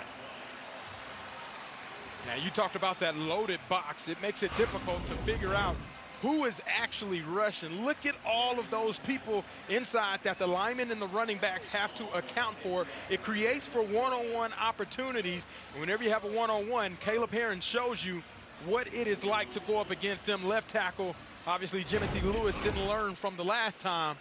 Well, Caleb Herring just educated him again, this time for his 2nd consecutive sack. So Boo Carter back to return at the 10. Pulliam's a couple of punts today, 54 and 67. One of them was down at the 1. This time Carter will call a fair catch at the 10-yard line, and that is where the Vols will have it. We are all tied up. 4:18 to go before halftime. We thought this was going to be a good one coming in, and it certainly lived up to that billing. Both teams have had some miscues, helping the other out. But we sit here tied at 17. Tennessee with 158 yards of offense, well below their season average. Mississippi State 184 yards of offense today. And if you're wondering, Aguilar 8 out of 12 for 119 and a touchdown. Star Thomas at running back. He'll get the football here, trying to find a little bit of room, and there's nothing there. Tyler Lockhart, the true freshman, comes up to make the play. It's a great play by Lockhart. Reading the counter, getting over top, and making a physical tackle. Aguilar has time. Trying to hit Brazel. Oh, what a catch! How did he come up with it? I don't even know that he saw it. What a catch from Brazel. Spectacular catch. I thought there was a defensive pass interference on that as well. It wasn't called, but Brazel showcases hands all on his chest, being able to make a spectacular catch. First down, Tennessee. Aguilar trying to hit Staley. Couldn't bring it in with one hand. Pressure came immediately, forcing the quick throw. Tyler Lockhart causing some problems again. And take a look at this. Kelly Jones is draped all over Chris Brazel. It doesn't matter. The circus acrobatic catches is where Chris Brazel has really showcased his big play and dynamic ability.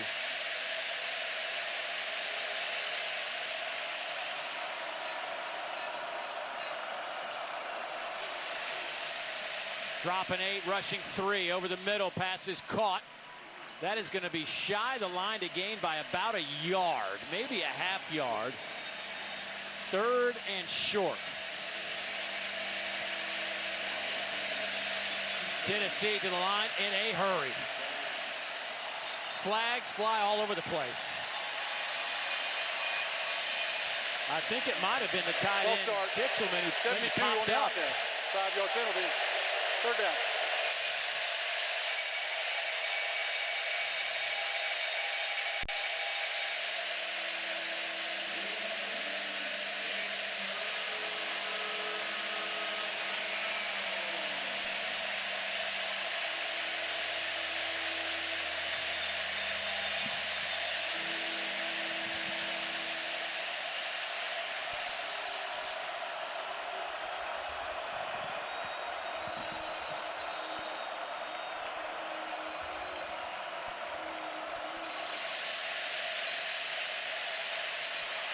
Aguilar trying to run for it. It's going to be close.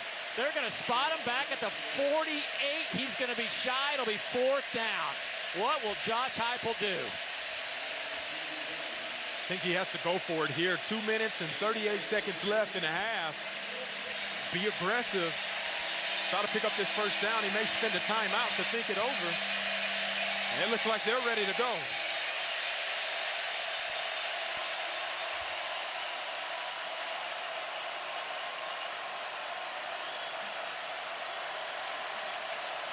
The play clock is going to run out before the game clock hits 2 minutes.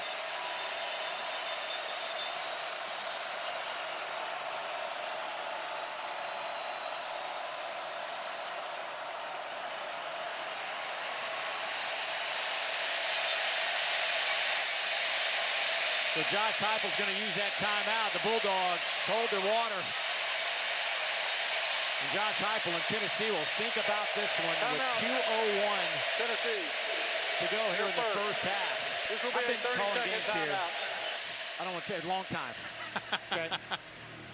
I mean, going back to, I think, 1998 might have been the first game I called in this building. I cannot remember a game that I've been here where it has been this juiced and loud. It's been a while. It has definitely been a while. I know there have been other games in here, but this one has been up there with the noise. I think it's attributed to the belief that Jeff Lebby has been able to create. Obviously, last year was not the start to the Lebby tenure or the Lebby era that a lot of fans wanted to see. Year number 2, we see a completely different team offensively and defensively.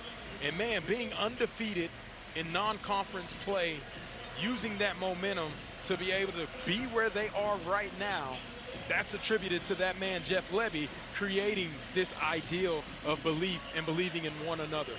And they're playing great football right now, and they look really good, hanging with Tennessee and even throwing their own bows back at what Tennessee has been to the other teams they've faced this year.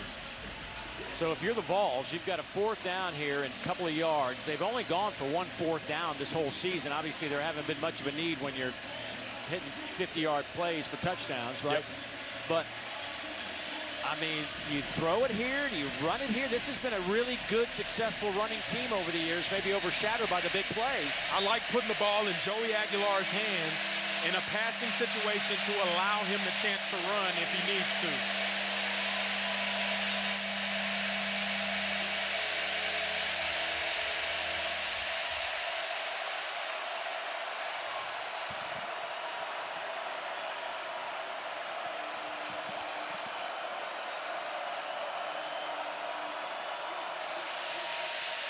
Blitz comes, they pick it up. Pass is caught, big play, Star Thomas inside the 30. A gain of 20. Brumfield had to chase him down. Timeout. And that'll get us to the 2-minute timeout. How about this play call?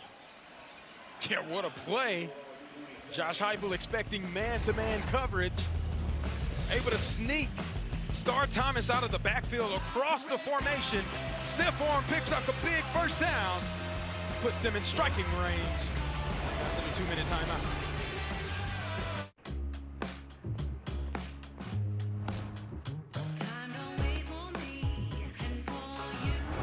Powerful performance. Seamless technology. And refined luxury. Some things are just too important to miss out on. The GLE and GLE Coupe from Mercedes-Benz.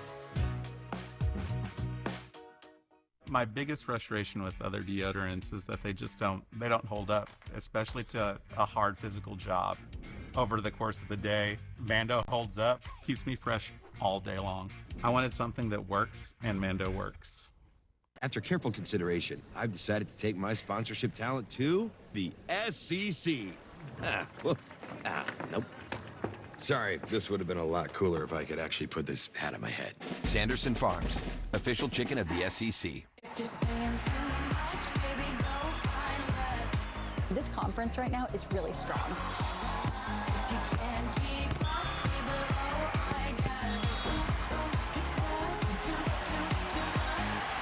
Such a fun point. Getting kills from all over. Some of the best volleyball in the country in the SEC. SEC Network, your home for SEC volleyball. Storms don't wait. Blackouts, supply chain chaos, rising prices. That's why for National Preparedness Month, when you buy a 3-month survival food kit, you're going to get 2 months absolutely free. That's 5 full months of delicious, shelf-stable food. Go to 4patriots.com right now. You see, toe fungus is not just an embarrassing cosmetic problem. It can also be dangerous. Even small spots can spread and get worse. Drugstore remedies and prescriptions just don't get to the root cause of your fungus. That's why this simple 2-minute hack has gone viral. You can check it out at crystalflush.com. It works by deeply penetrating and disrupting the cellular structure of the fungus. Thousands are literally wiping their fungus clean and showing off their toes again. And now you can try it totally risk-free. Go to crystalflush.com. Storm always comes. Sometimes it's flooding. Sometimes it's fire. Sometimes it's the silence when the grid fails. When you get the Patriot Power Generator 2500X, you're going to get a free expansion pack that will double your power and your peace of mind. So go over to 4patriots.com. Great look at Davis-Wade Stadium here in Starkville, tied at 17, the Volunteers and the Bulldogs. You see our game summary. Boy, Tennessee's offense picking up the pace on this drive. Looking at a first down and 10. Pressure comes. Aguilar dropped. Avoided the first man, but then couldn't avoid DJ Reed.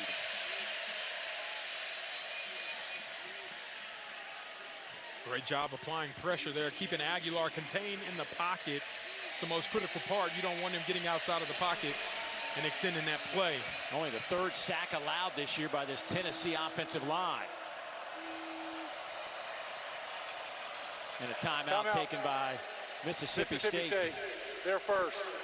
This will be a 30-second. Let's get you back to Charlotte and Dari. What's going on? Well, guys, coming up in just a bit on the Auto Owners Insurance Halftime Report, we say Pittman embarrassed. That's his word, not ours. We'll show you why. Also, Vanderbilt just keeps on scoring, setting all kinds of records. What do you see here, Mississippi State? Feels like a heavyweight fight, right? Physical as hell. Run game, Bothwell averaging 8 yards a carry. To be happy about that. Pretty good. 2 and a heavyweight fight with Tennessee. Well done, Jeff Levy. Speaking of heavyweights, there's a former offensive lineman right there. Jeff Levy, his career cut short as a freshman at Oklahoma. Doctors told him after an injury he couldn't play anymore, and immediately became a student assistant coach. A few months later, who comes walking in the door as a grad assistant at Oklahoma? His future boss and Josh Heupel. The two were attached at the hip for a couple of years and still remain great friends.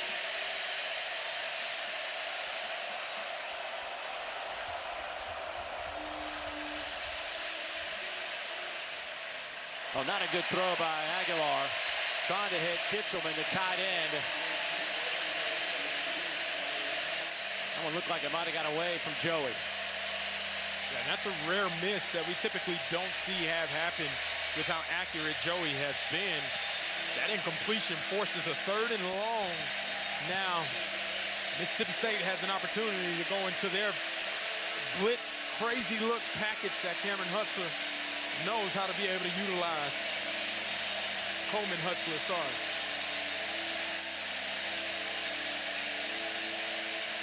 They got to get it down to the 16.5-yard line. Timeout. Tennessee, their second. This will be a 30-second timeout. We will keep it here on a 3rd down and 11. Don't forget, coming up at halftime, you can watch the live performance of Mississippi State's famous Maroon Band on SEC Network Plus. You can start streaming now on the ESPN app. They got the full uniforms out today. Last week they were in shorts, t-shirts. But of course it was like 110 last week. It was a much hotter day a week ago. Today this is beautiful football weather. And obviously this game has not disappointed. This weather is not going to waste.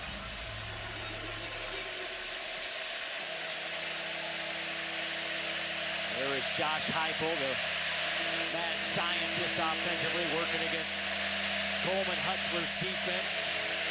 Oh, the chess game. That is SEC football.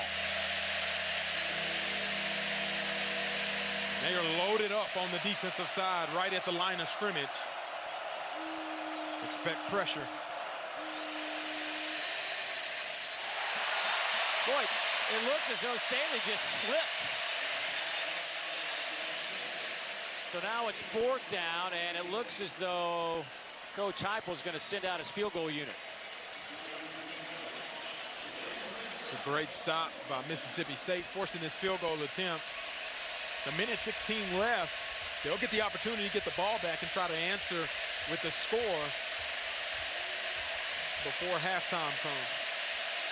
This is a 47-yarder from Max Gilbert. He hit from 38. His career-long 53. Kick is on the way, and he has pulled it. No good.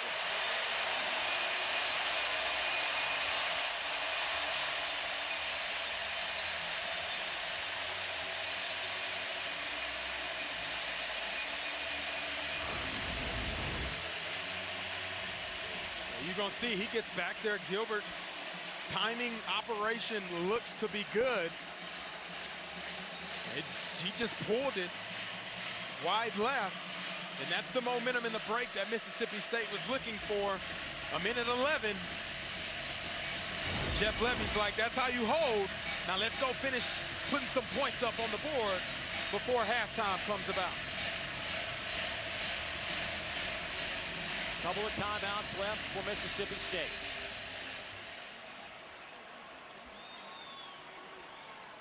Chapin has been sacked 3 times. Dumps it off near side, and that one's dropped by Bothwell.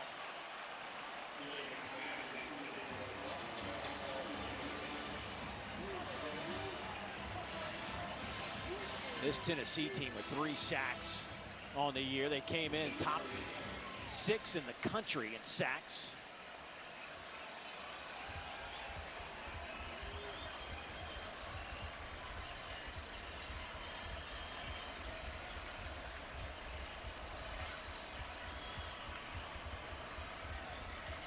Bringing 4, Chapin, and that one hung in the air for a while. McMurray over there looked like he just kind of mistimed it. Might have had an interception. It's a dangerous throw right there. Blake Chapin going through a couple of his reads. Throwing that late from the opposite side of the field usually ends up in turnovers, and McMurray gets his hand on it, but wishes he had that opportunity again. Vols have 4 interceptions on the year, one of them today. Colton Hood with a 22-yard pick 6. Here's 3rd down and 10. They'll hand it off. They'll go with Bothwell, and he'll be shy of the line to gain by a yard, maybe a yard and a half. Durantine back there making a play.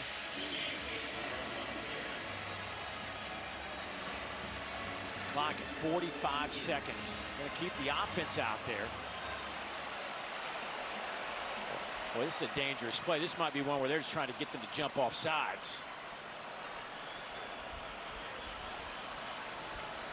Surprised Tennessee has one timeout. They have one left, yeah.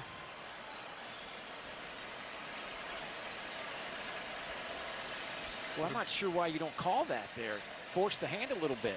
I don't think they wanted to give Jeff Levy time to think of a play to pick up a first down. Well, you get the stop and you're giving you Mississippi three. State, their second. This will be a 30-second timeout. You can't take your timeouts with you. So 14 seconds.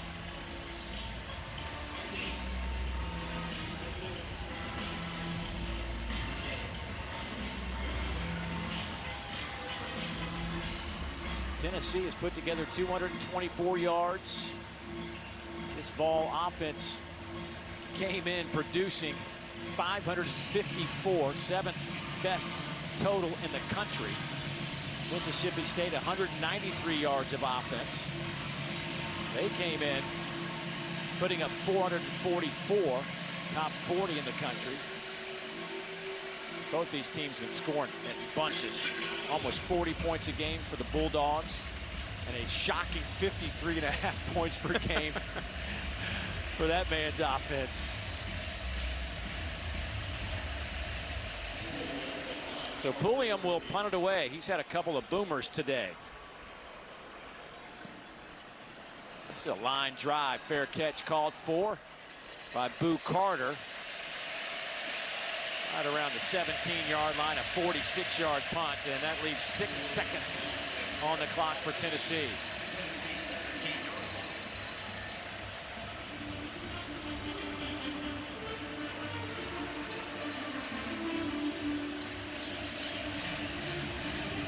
What do you make of the first half? It's been a battle. I'm wearing my Godzilla pin. This seems like a clash of the Titans between these two teams. It's lived up to the expectations of the firepower as well as the physicality that we expected of an SEC football game.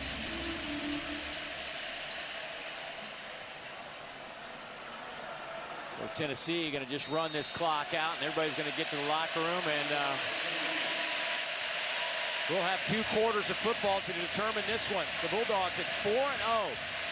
Haven't been in this position since 2014, and the 15th ranked Vols try to pick up their first conference win of the season and stay in that college football playoff discussion.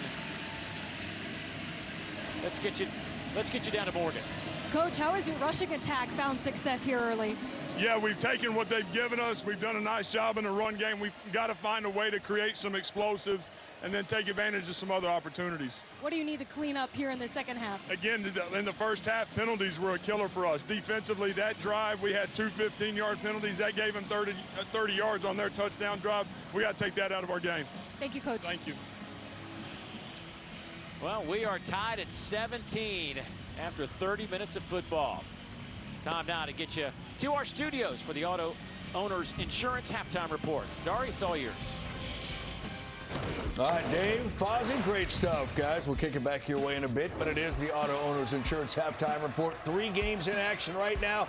Let's show you a little bit from all of them. Trinidad Chambliss to Caden Lee, 17-7 Rebels over LSU. They just started the second half, and LSU with the football. How about in College Station? Le'Veon Moss into the end zone. Auburn can't get a thing on offense going. It's 13-3 Aggies midway through quarter number 3. And the game we're watching, of course, Mississippi State had a 17-10 lead. And then Chris Brazzell from Joey Aguilar ties it up. We are 17 apiece right now in Starkville as Tennessee and Mississippi State go to the break. So let's break this down. Dari Doring-Watson. The fact that Mississippi State is here in year 2 under Jeff Levy, holding their own defensively and offensively, despite a pick 6 that went against them, that says quite a bit about where this program is right now. Yeah, I mean, Jeff Levy talked about needing more explosives on offense. If they limited the explosives on defense, I think 6 first half pass plays of over 15 yards for the Tennessee offense. They went 1 of 6 on third down, so weren't able to consistently move the ball very well. If they could limit some of those big plays, they'd be in great shape.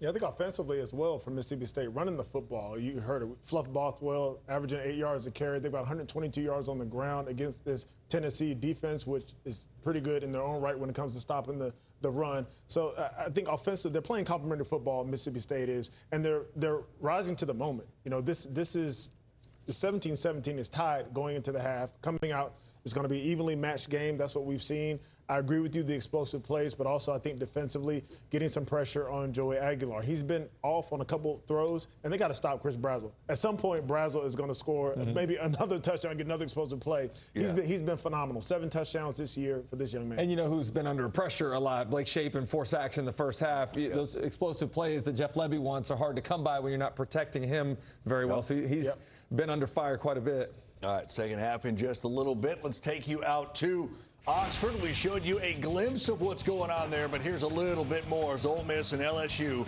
5 straight times the home team has won this Magnolia Bowl, they call it. Nuss gets a little break, tipped and into the hands of Nick Anderson. Great play by Trades Green right there, Dari. The ball would have been intercepted. He's playing defense and actually gets tipped up to Nick Anderson. Good to be 6'7". Yeah, so I was about to say he's got some long arms. Nice length. LSU up 7 right now. Second quarter, Rebels down 7-3. Chambliss to Caden Lee. 32 yards, but he coughs it up. Whit Weeks pounces on it, and LSU gets the football. The defense showed up big again for LSU. I mean, that's inside the red zone.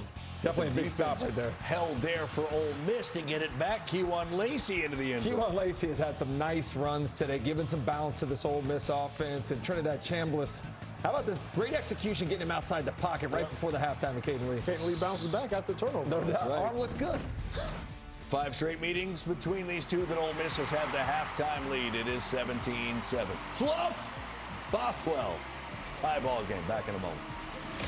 This halftime report is presented by Auto Owners Insurance. Simple human sense. The primary lesson I learned from all my years of football was about teamwork. That is something that's really been important to me. It brings people together. For those of us who chose to play, it's community right there. Football's given me a platform. Football has allowed me to compete at a high level. I think it gives you a great escape to go out there and compete and just to do what you love. Football teaches you how to deal with pressure, but the most important thing that football teaches you is how to get up once you get knocked down. When second's making a play, short's got to cover. A winning insurance strategy doesn't rely on one person. Get it, good hustle, good hustle. 2 things: communicate with your guys and make sure everyone's in the right coverage. It takes a team that knows its roles well, working together to provide an exceptional experience. Set the screen. You have to protect yourself. All right, Wildcats on 3.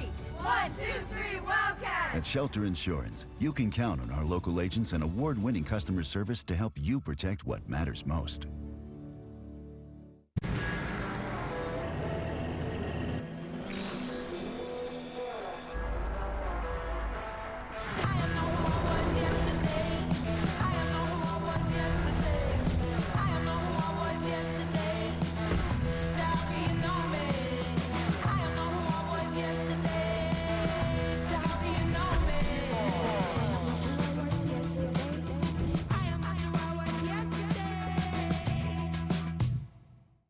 Do you enjoy college sports? The athletes, the excitement, the competition? Protect it.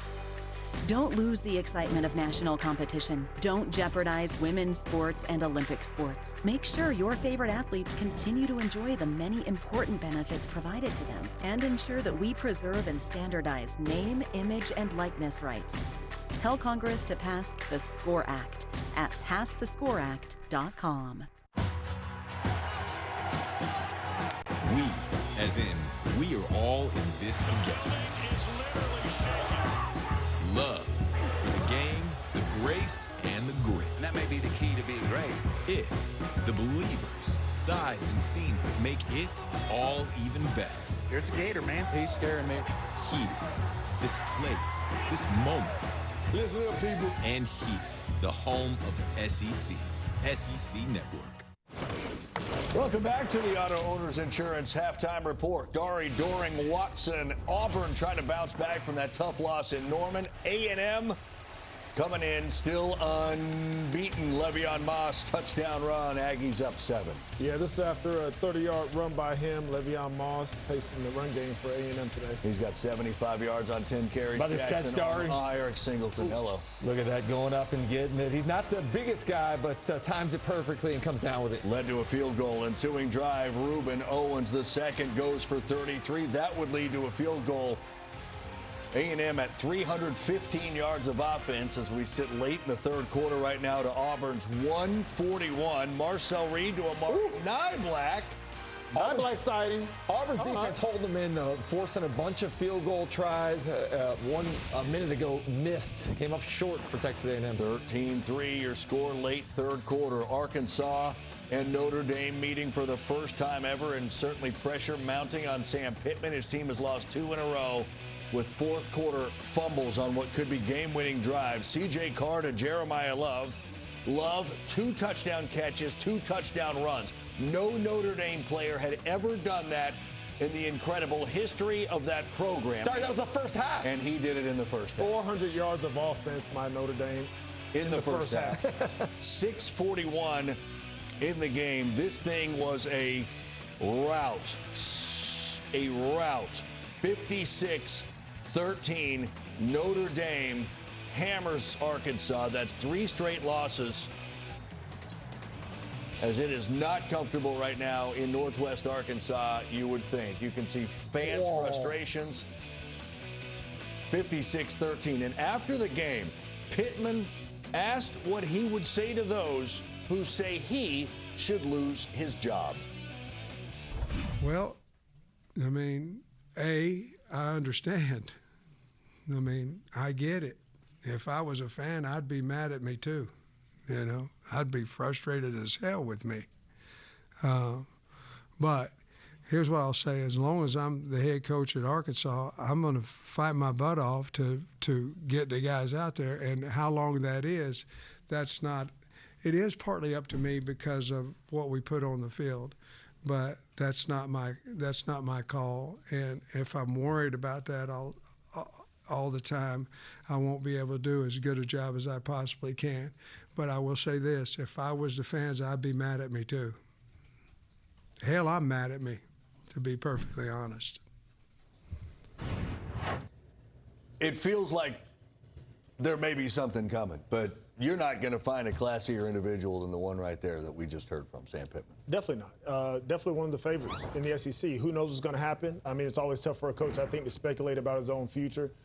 Sam Pittman said a lot of important things. He's mad at himself. He's disappointed in himself. He's trying his best every single week. You know, he brings in Petrino, trying to do different things, but for this Arkansas football team for the last several years, it hasn't been good enough, and you know what type of business this is. Well, you talked about the coach, the defense. Well, the defense was terrible. The offense didn't do a great job today either. Taylor Green missed some throws early on. Once they got behind, it was kind of a futile effort. But the defense, we talked about it before, undisciplined in their assignments. They looked unathletic. They looked slow. I mean, it was a poor effort. And you wonder how much at this point in time you've seen some capitulation. Because I thought the defense was bad. It was worse today than it had been last week. A lot of things are not simply effort. It's technique. It might be ability. Mm-hmm. So there's going to have to be an entire inventory or audit on this program. They do have a bye week coming, which you always kind of keep your ears open if that talk is going on. And then they have to go to Tennessee. The schedule is not, as we're sitting here, Tennessee fans watching us right now. There is no room for error, forgiveness, any of that anymore. You're done. Those weeks are over. This was the team, too, that at media days, when we talked to Sam Pittman, he said he really liked. He thought they were a good football team. They are not a good football team right now. And if anything, we're seeing regression over the last couple of weeks. That's 3 straight losses. 2 were heartbreaking fashion. Again, fumbling the football away on what could be game-winning drives. This one, they got their tails kicked at home. And folks were headed for the exits very early. Meanwhile, Mark Stoops in Kentucky, coming off of a bye, making their way into Williams-Brice, Kentucky, South Carolina. That is our primetime game, our nightcap on the SEC Network. Meanwhile, we just show you what's happening. You see the live look at Williams-Brice, the live look at Sanford, where Bama will visit Georgia for the first time in a decade tonight on ABC. And then 10-point leads for A&M and Ole Miss. And as those games continue, we will continue to keep you posted throughout the second half of our game that you're watching between Tennessee and Mississippi State. We are not done yet, though. We're going to update you on a team that did something today it hadn't done since 1915. Tell you what that is in a moment. Hey, Dad. That kind of looks like our car. Wait a minute. It is our car. Honey, we're good. That's why we chose auto owners. We worked with our agent to get the right coverage so that when the unexpected happens, we know we're covered. Huh. That's simple human sense. Ask your independent agent if auto owners make sense for you. Looks like I'll be taking you to work tomorrow. Extra. It changes the energy on the field and off. It changes the expectations. It changes the game. At Regions, we celebrate the extra that makes the SEC the definition of excellence, while our team goes the extra mile so your financial wins keep coming too. Extra changes everything. And extra is our ordinary at Regions, official bank of the SEC. Now We're Cooking is presented by Farm Rich. Meet the Ryans. A happy family on the outside, but from inside the pantry, it's a sad snacking reality. What's wrong with rice cakes? Most would argue it's not a snack, like your kids. Bring out the Farm Rich! They wouldn't say that. We want real cheese. Jim Jr.? Yeah! Oh, cheesy. Let's get these guys some snacks! Come on!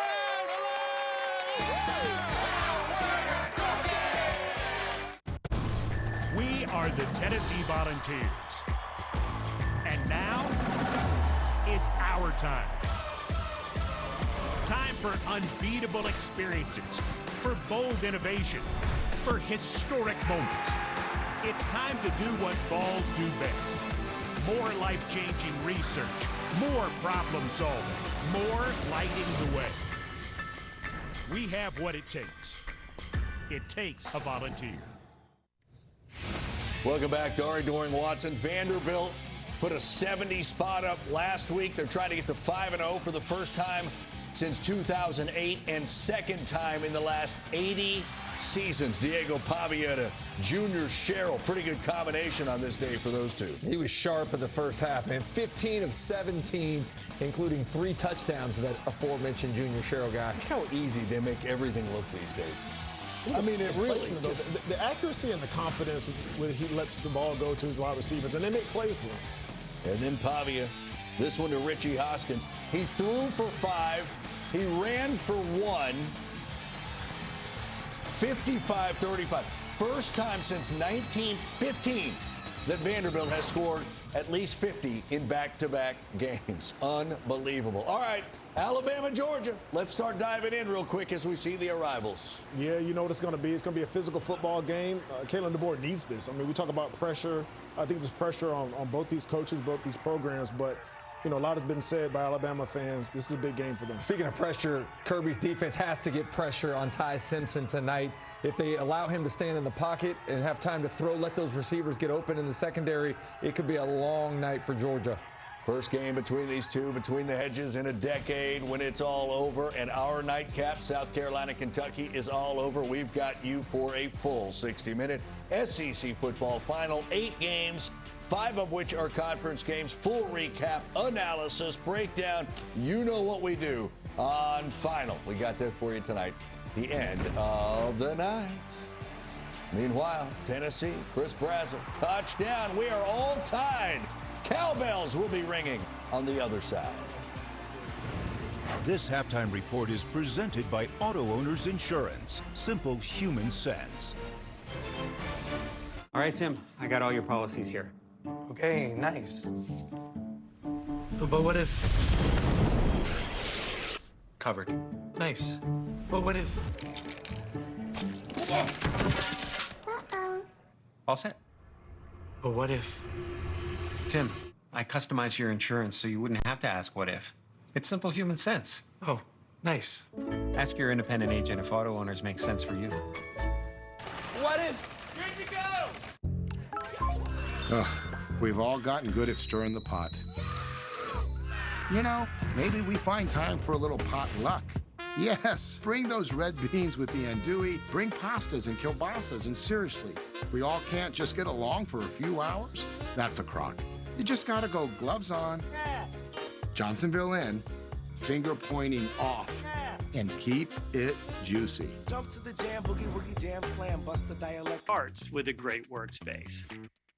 That was the idea behind the original Veridesk, and it's the inspiration behind everything we do.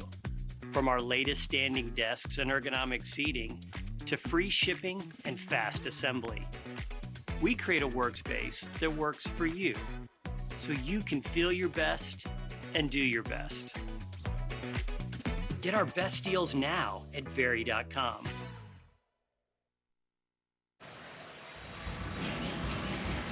You're watching SEC football presented by Sonic. A gorgeous day in Starkville. 30 minutes in the books between 4-0 Mississippi State, 3-1 Tennessee. The opener in the SEC for Mississippi State. Meanwhile, of course, Tennessee trying to pick up their first conference win after losing to Georgia a couple of weeks ago. This is one of those games we thought it would be kind of a heavyweight fight. People questioning, like, how would Mississippi State play? Their first true test of the year, if you will. Arizona State was a good one, but this is a conference test. And as we take a look at our secret recipe brought to you by Bush's Grill and Beans, what did you make of the first half, and how did we get here? Well, it's been about the turnovers and taking advantage of some of the miscues that have transpired. First drive, you got the drop punt, and then Mississippi State takes advantage. Fluff Bothwell goes into the end zone, and then vice versa. You take a look.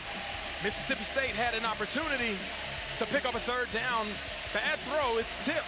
Overthrown to Colton Hood. Colton Hood picks it off and does the rest. That's been the storyline to get this game started as it's tied up to coming out the second half. Well, coming out of the locker room, Morgan had a chance to catch up with Josh Heupel. What'd he have to say? Well, Coach Heupel was frustrated and intentional coming out of the locker room, Dave. He really said, you know, the run game is the foundation of who they are and need to do a better job of that in the second half. And really that all comes with just playing more clean overall. Yeah, you know, there were some missed opportunities. Both teams really missed some big play opportunities, and that's been kind of their calling card here in the first month of the season. Yeah, and usually running the ball is what sets up the offense for Tennessee. Only 38 yards rushing in the first half. That's uncharacteristic for this offense to be running on all cylinders like we've seen it over the past few weeks. Ball's a start at the 25 near hash. Incomplete off the hands of Braylon Staley.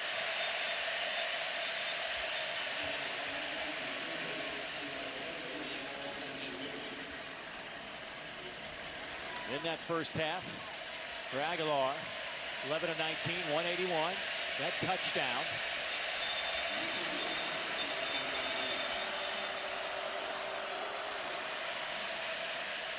Handoff left side. Nice little cutback by Deshaun Bishop.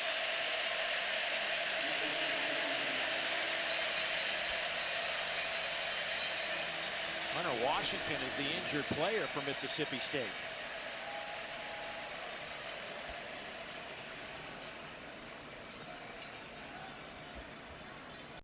He went in for that tackle against Bishop. Seemed like his arm may have gotten caught up.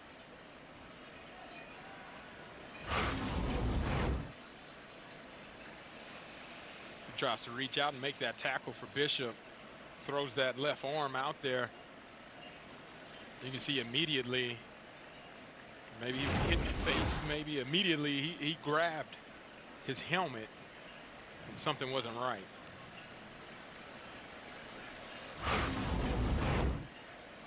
You take a closer look again, trying to get Deshaun Bishop down, who's a bowling ball himself.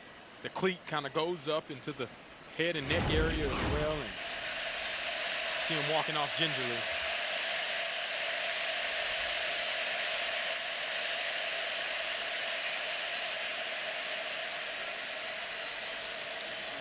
Transfer from Florida State. Came into this game with 16 tackles and a pick. But it's third down and 6 situation for Tennessee. 1 of 6 on third downs in that first half. They averaged 3rd and 6.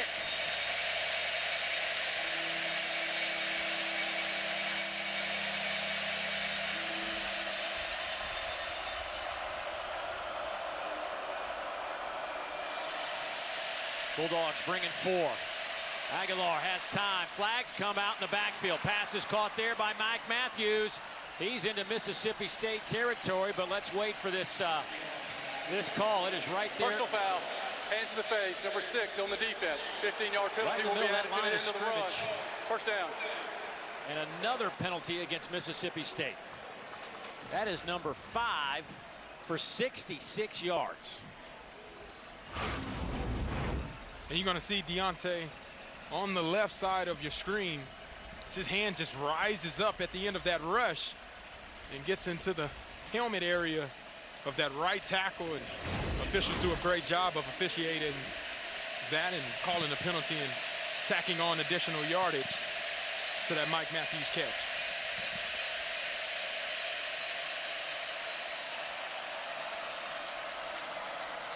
Boy, just like that, Tennessee at the 30-yard line. They'll give it to Bishop. Not much there. Calvin Dinkins kind of finishes off that play. I love when I see a guy wearing a number like 35 that's 6'2", 320 pounds. They make you have to double check. Is that a linebacker? Oh, no. That's definitely a defensive lineman.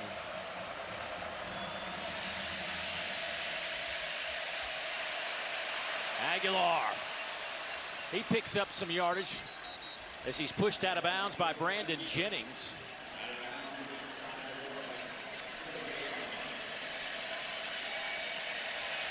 That's a smart play by Joey Aguilar.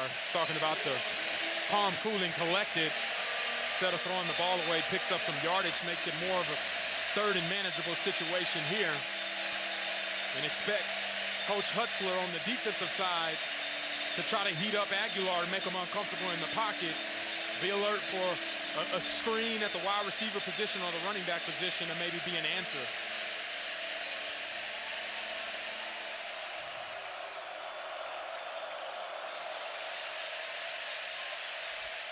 Aguilar pass is caught. Kitzelman inside the 10. First down, Tennessee, and he picks up 17.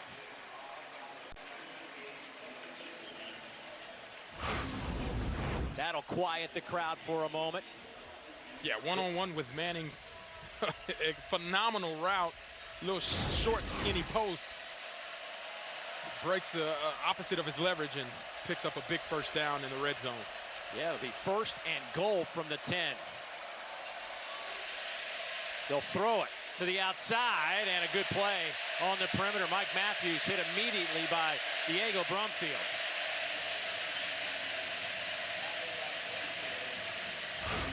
Outstanding job by Brumfield, being able to read it, strike, and then get the ball carrier down before he's able to get going.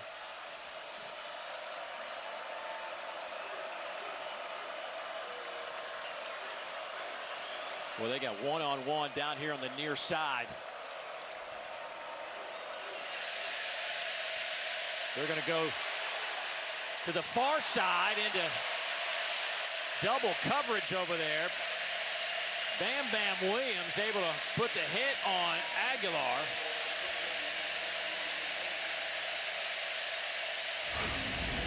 Yeah, you can see Aguilar being pressured right off of this right side. Bam Bam Williams makes his presence felt and hits the ball out of Aguilar's hands, which causes the ball to fly into the end zone. Luckily for him, it was incomplete.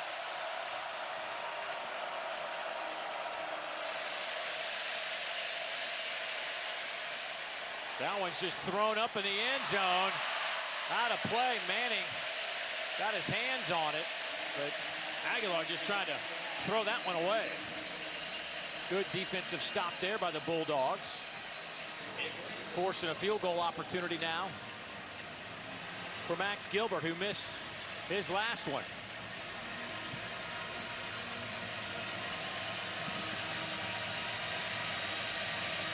Well, that's Manning down, but he is out of play. Let's see if they slow the game down for a moment as Duran's being attended to. Yeah, he appeared to land awkwardly, trying to make that interception, keeping his feet in bounds, and then kind of lost his footing as he went out of bounds.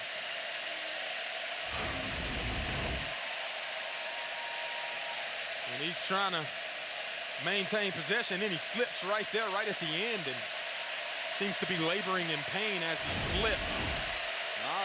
This is a 27-yard attempt.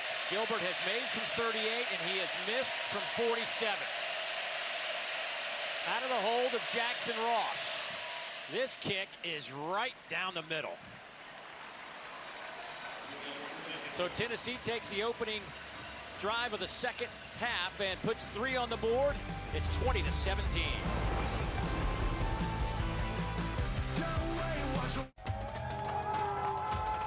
Coach, incredible win. What was the key to victory? Well, the Sonic Smasher, no doubt about it. Okay, but what makes the Sonic Smasher so great?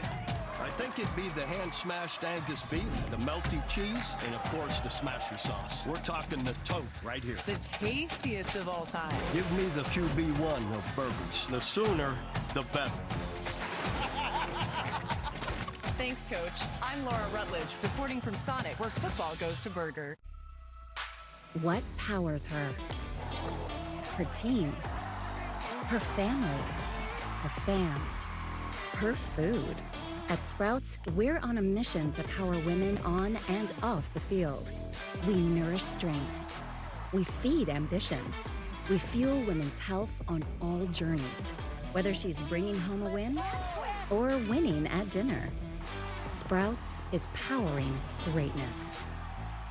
Now We're Cooking is presented by Farm Rich. Meet the Ryans. A happy family on the outside, but from inside the pantry, it's a sad snacking reality. What's wrong with rice cakes? Most would argue it's not a snack. Like your kids. Bring out the Farm Rich! They wouldn't say that. We want real cheese. Jim Jr.? Yeah! Oh, cheesy. Let's get these guys some snacks! Come on!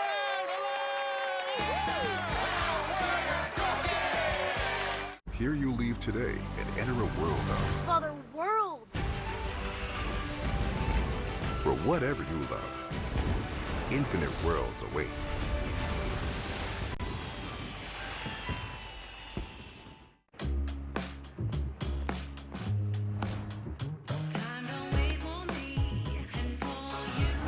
Powerful performance. Seamless technology. And refined luxury. Some things are just too important to miss out on. The GLE and GLE Coupe from Mercedes-Benz. True South lands in the port of Jacksonville, a city of dreams, where pita is common as cornbread. Longshoremen work cargo boats, and new arrivals have long built new lives, one sandwich at a time. True South, presented by Yellowwood, Jacksonville, Florida, Tuesday on SEC Network and the all-new ESPN app. The Crimson Tide of the Bulldogs, Giants of the South. Bigger than ever, we back. Touchdown! Unbelievable! It's the matchup we want to see. The average ticket price for this one tonight, almost $900 on the secondary markets. That's how much these fans can't wait to see Alabama and Georgia. These fans here in Starkville couldn't wait to see this one between Tennessee and the Bulldogs. But we got two quarterbacks playing at a super high level right now. Gunnar Stockton, first 300-yard game in Georgia's comeback victory against Tennessee. Meanwhile, Ty Simpson's thrown for almost 900 yards and 9 TDs in his first 3 starts. That's how good those two have been. What do you think tonight? It's going to come down to the line of scrimmage. Who's ever able to hold up at the line of scrimmage, being able to run the ball as well as stop the run, I think it's the team that has the advantage. It's going to be tough, too, going into Athens for that Alabama team. Can Ty Simpson maintain what he's been able to do? It'll be interesting. Can Georgia break the chains of Alabama? They've lost 9 of 10. Kirby Smart just 1-6 against the Crimson Tide. Will be a lot of fun tonight in Athens, GA. A lot of fun here in Starkville. 2017, first possession of the second half for Mississippi State. Blake Shapen comes out firing, hits Evans. He spins into some traffic at the 30-yard line. Turn time, first one there, but to pick up a 5. Good play on first down.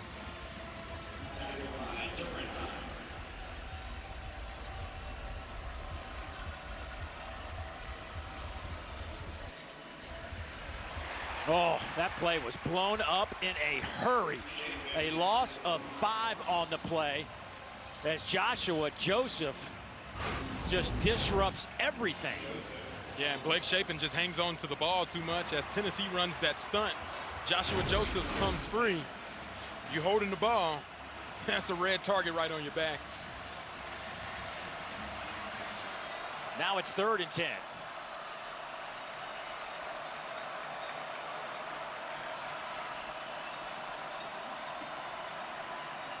Vols bringing 4. Shapen steps up, fires, has a man, first down. Seydou Traore. 16 big yards. Yeah, getting him involved in the offense has been a major focal point. You see the switch release creates opportunity for him to catch the ball, make a play, and get a first down. They'll run with Bothwell. Thielander there to make the play. Bothwell closing in on 100 yards, averaging over 7.5 per carry. 12 attempts, 94 yards. And he may have just hit the 100-yard mark with that run. Arion Carter meets him, but not after a gain of 6, maybe 7. Actually, they're going to spot that almost near midfield. That's going to be a gain of 8. An injured Vol. Looks like Joshua Joseph. That is Joshua.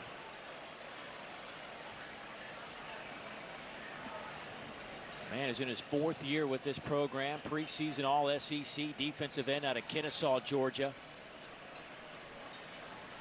Came in with 3 sacks. Had a career high. 7 tackles in their opener against Syracuse. Yeah, and one of their best pass rushers. We already talked about the depth of this defensive line and how they've gone through it. Tyree West went down earlier in the game. You're just getting back Jaxon Moy. And now Joshua Joseph's having to go off for a couple of plays at minimum, it appears.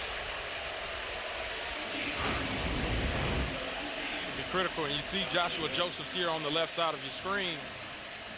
Right at the end of that play as he's delivering that blow. Legs get extended a little bit. Came down a little awkwardly. And that's a defender that the Tennessee defense want to make sure they have out there full tilt ready to go.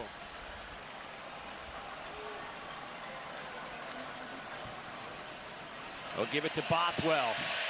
Again, taking some defenders with him to the 45. Turrentine and Carter. This is back-to-back games now for Fluff, over 100 yards. 8 career if you go back to a South Alabama season a year ago. Bothwell again, boy, nice vision to find a little seam and take it inside the 40 to the 39. Again, I'll say it again, that's 230-pound tailback.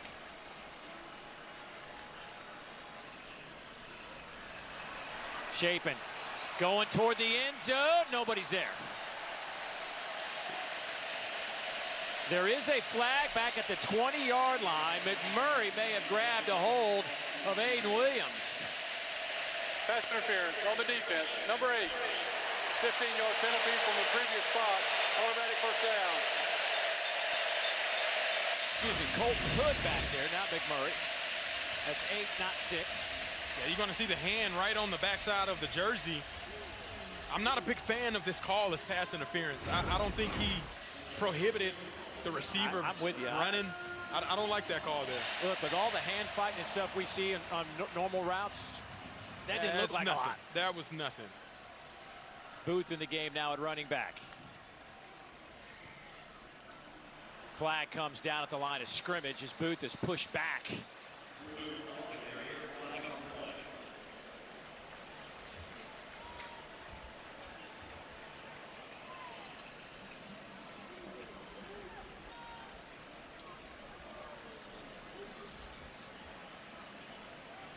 They're debating. It appears it's going to be on the offense. Illegal shift on the offense. More than 2 players moving at the same time. 5-yard penalty. First down. That is 6 penalties, 71 yards. Tennessee's been penalized 3 times for 25 yards. But in games like this, man, you just can't give up or give these yards away. Yeah, not to offenses that are as good as these two. First down and 15. They'll swing it near side. Evans, he is met immediately and dropped. That's another loss of 5. That is Jalen McMurray making the play.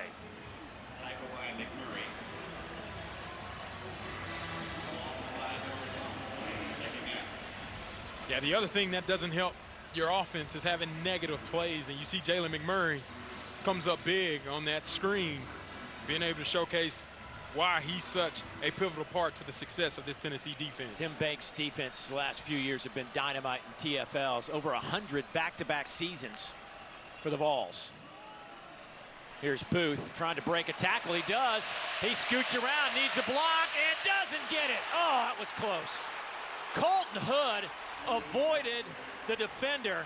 Eason was the first one there that kind of caused the whole thing, but Hood able to stay in his lane and make a heck of an athletic play.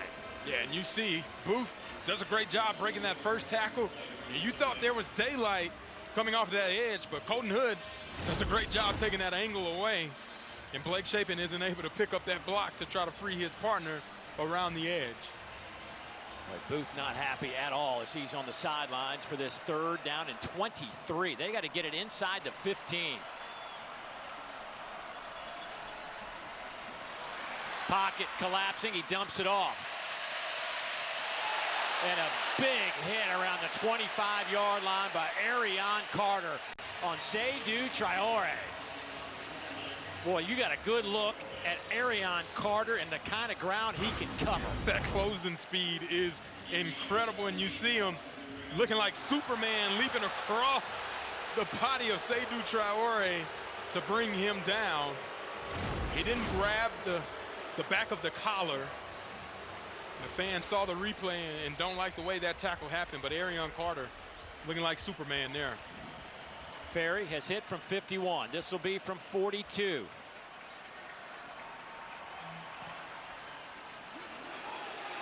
And this kick is good. Boy, he's got some kind of leg. Kyle Ferry.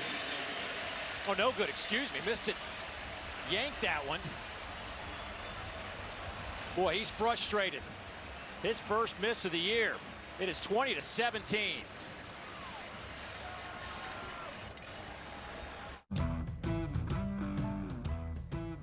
All right. Same thing? Yup. This is our year. You know, if getting AT&T's best deal on the new iPhone 17 Pro without needing the most expensive plan taught me anything, it's that switching things up can be a good call. So how about we try something that's timeless? Oh, yeah. Good call. Ooh. Get the all-new iPhone 17 Pro on us. Designed to be the most powerful iPhone yet. Most expensive plan not required. Hardee's Original Bag is back, now with even more full-size sandwiches to choose from. The new Spicy Chicken Sandwich, Hot Ham and Cheese, Hand-Breaded Chicken Tender Wrap, or Charbroiled Double Cheeseburger. Mix and match any two, with fries and a drink, just $6.99. After careful consideration, I've decided to take my sponsorship talent to the SEC. Nope. Sorry, this would have been a lot cooler if I could actually put this hat on my head. Sanderson Farms, official chicken of the SEC. This is the SEC on ESPN. We are at 2017. Kyle Ferry just missed a field goal attempt to keep it at 20-17. Big reason Tennessee has 20 on the board is because of the guy that has been there, stood on the outside all year, Chris Brazzell II. He's been a big part of this game today. Yeah, big-time playmaker. Every time he has touched the ball, he's been able to pick up huge chunk yardage, picking up first downs, and then obviously making some of those great acrobatic catches that he's known for. And then if you just put it into the vicinity, he comes down with it. Good things happen when you feed number 17 the football. Top 5 in receiving yards, leads the country in touchdown receptions. They will get it to Matthews on this possession. Hurdles a defender down the far sideline. He's inside Mississippi State territory down to the 40. Hunter Washington pushes him out of bounds, but give the Vols 36. Explosive and dynamic. You fake it, get your wide receiver out in space, forces a missed tackle, and then there's that explosive dynamic ability by Mike Matthews picking up explosive on first down. Lanier, who missed that initial tackle back around the 40-yard line, is the injured Bulldog. And there's another one down as well. At the end of the play, Isaac Smith is down. Those are two players that you can have. It looked as though whenever Lanier tried to come down on tackle, maybe his throat or neck. Boy, he's landed wrong. He's grabbing that collarbone area. Yeah.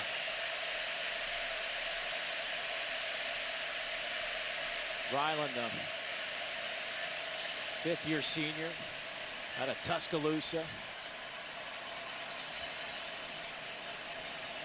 And Isaac Smith.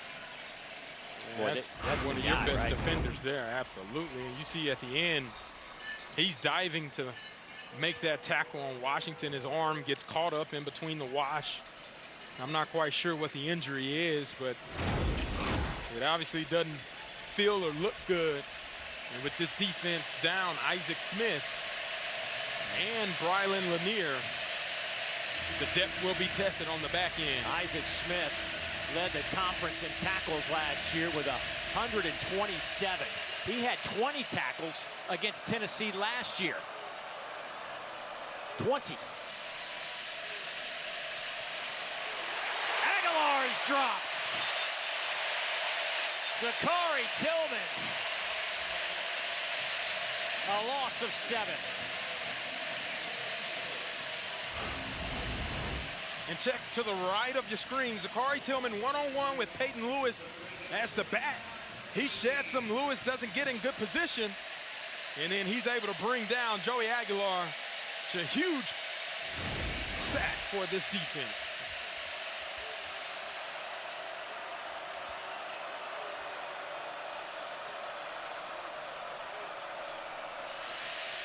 On second down, Aguilar passes high, intercepted.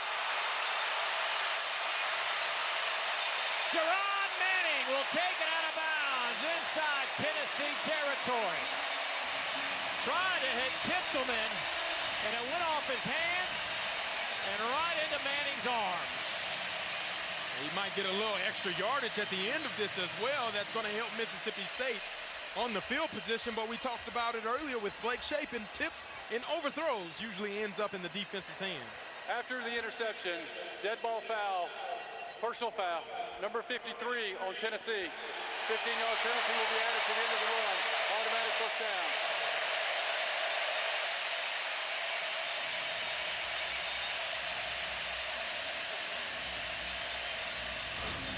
And here's how getting a sack the previous play affects you.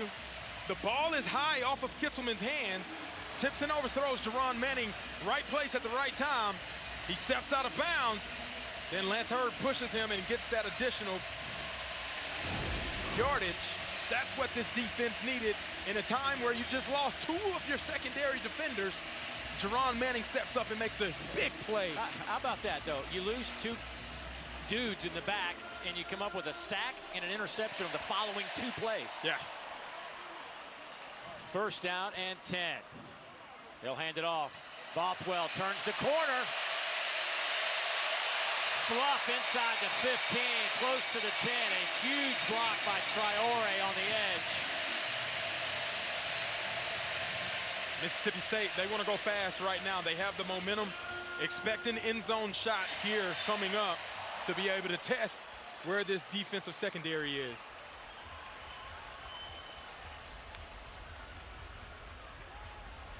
Wide open, here's Evans. Has a man to beat, can't do it. Good open field tackle by the freshman Ty Redmond, but that'll be a gain of 5 on the play, maybe 6. They can get a first down right around the 1-yard line, maybe 1.5-yard line. 2nd down and 4.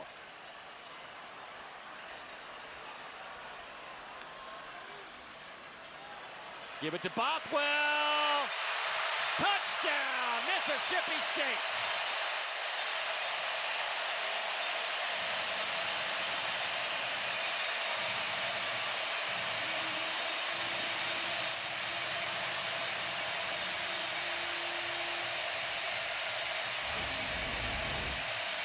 Take a look here. We'll see. It's very close. If he gets in, that elbow may have touched down before he crosses the goal line.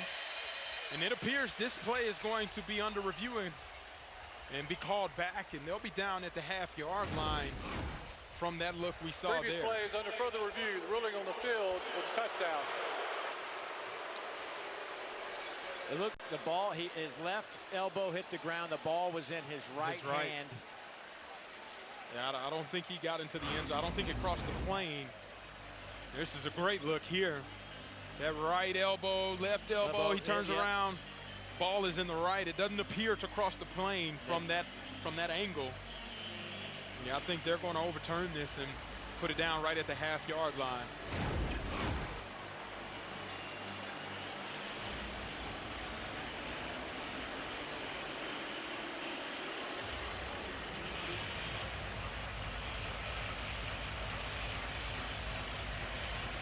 This might be one of those situations where you run Camario Taylor in there.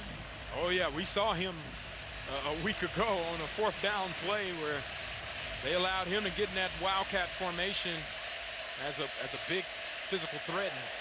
After video review, the runner was down short of the goal line. Ball will be placed short of the goal line. It will be 1st down, Mississippi State.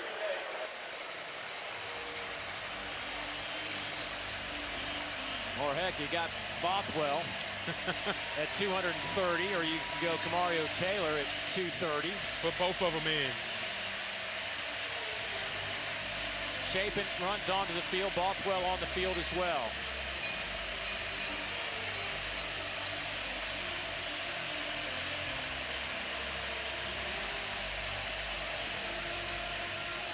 They'll put a tight end and 2 receivers split out to the wide side of the field.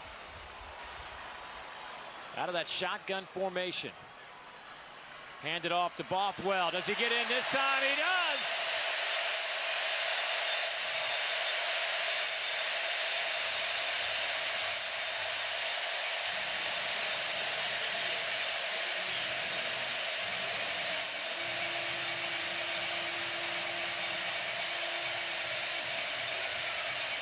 There's no debate about that one.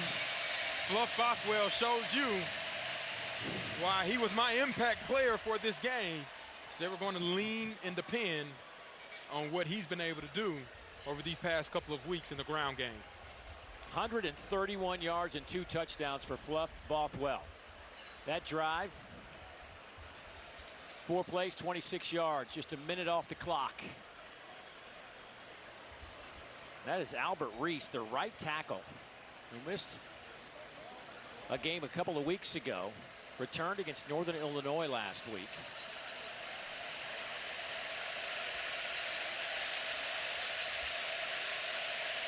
And the big play that set this whole thing up was a tipped ball and the interception trying to hit the tight end Kitzelman, but Jerron Manning just right place, right time. Yeah, we talked about it coming out of halftime, taking advantage of the miscues and the opportunities, and Jerron Manning was there. Then the offense picks right up with complimentary football, being able to force it into the end zone and take the lead back. Their first drive out of halftime. Boy, Albert Reese, as I watch him down there, you know, he's been bothered by some injuries. He just really starting to feel good. And a big anchor on this offensive line that is certainly still a work in progress. As a matter of fact, they didn't really have a solid center. They took one of their guards, Cannon Boone, right before the season and said, hey, dude, can you do this? And he's like, I'm all in, coach. So Cannon Boone's been anchoring the center spot. And Albert Reese looks like he's going to head into that locker room. So now you got some issues at the tackle spot. Yeah, and it's been unfortunate. This is the first time all season that this offensive line lineup has been the same from the previous week into the incoming week. And With Albert Reese going down, that's a pivotal blow to where this offensive line had been.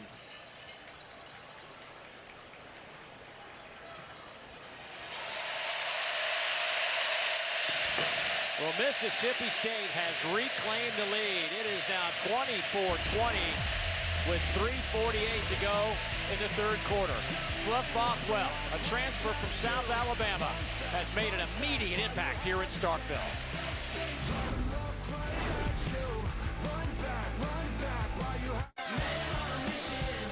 SEC Saturday night on SEC. A young man who grew up in the state of Alabama, but went to South Alabama because he was somewhat lightly recruited, but he knew what SEC football was all about. Could not wait for this game to get here. His first SEC game, and Fluff Bothwell has put on quite the show. 131 yards and 2 touchdowns.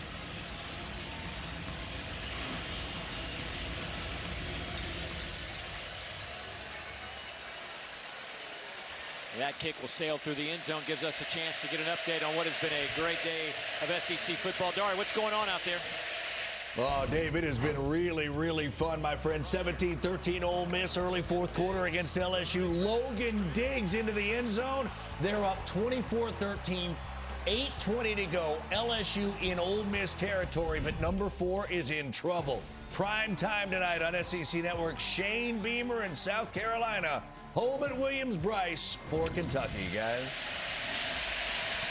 Boy, talk about a team that needs something positive to happen. Both of them do, Kentucky and South Carolina. We'll see how that plays out after we're finished here. Tennessee trying to take the lead back after Mississippi State scores their last touchdown. They'll go with Thomas, who picks up 5. Brandon Jennings on that tackle, and that tempo again. Couple of broken tackles for Thomas. He's out over the 40, first down. We mentioned that tempo. One of the assets that both these teams have in a game like this, they get to practice against this every day. Yeah, they're a little bit used to it, but it still is different monster when game day comes around. Aguilar going up top, looking for Brazel. Makes the catch at the 15. Touchdown, Tennessee. A flag comes out at the 20.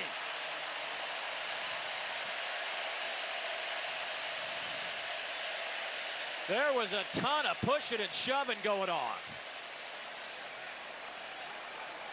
Brazel and Jet Jefferson back there.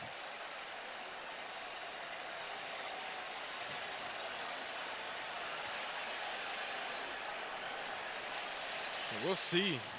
They both are hand fighting. It appears it's going to go against Brazel. Pass interference on the offense. Number 17. 15-yard penalty from the previous spot. 3-play first down.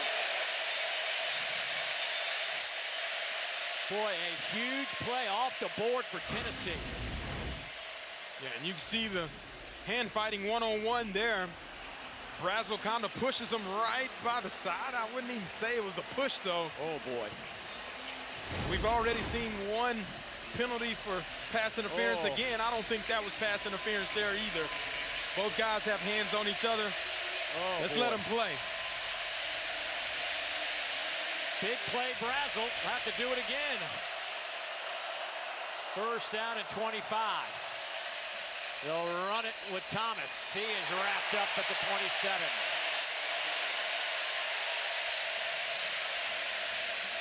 Tyler Lockhart is playing some football right now as a true freshman, stepping onto the field, making some plays, and is leaving his presence felt. He's getting a bunch of work. Darion Gillette out today. The dime for Mississippi State, opening the door for Lockhart. 2nd and 23.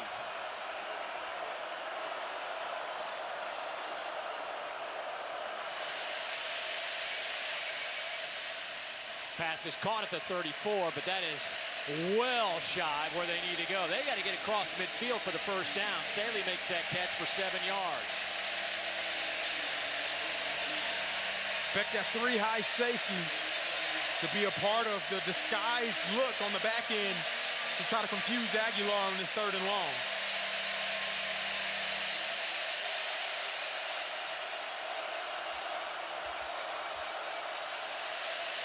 Three-man rush. They'll swing it to the outside. Thomas is dropped at the 35. Boy, the Bulldogs are now swarming all over the field. Manning and Dinkins combined for that stop. They are getting to the ball, and they have bad intentions when they get there. The momentum has flipped. Mississippi State has an opportunity to use it to their advantage.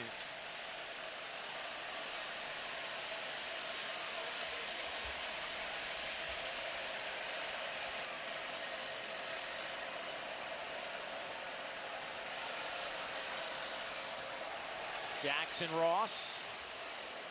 Boy, good kick. End over end. Fair catch called for by Anthony Evans. But boy, they're going to revisit this one over and over in Knoxville. The offensive pass interference against Chris Brazel. Yeah, it really appears as Jet Jefferson kind of falls down. They have hands on each other. And you can see Heupel is like, I can't believe that that was called on Brazel. And Brazel, obviously in dismay, because he knew he didn't push him down. And that's one they're going to be talking about for a while. Well, the Vols need their defense to stand tall here with 1:02 to go in the third quarter.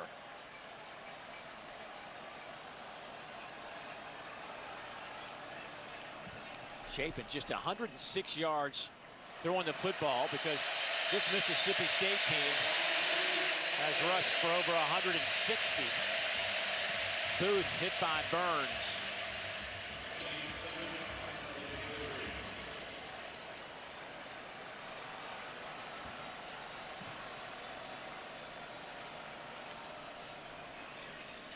Handoff right side. Booth kicks it to the outside.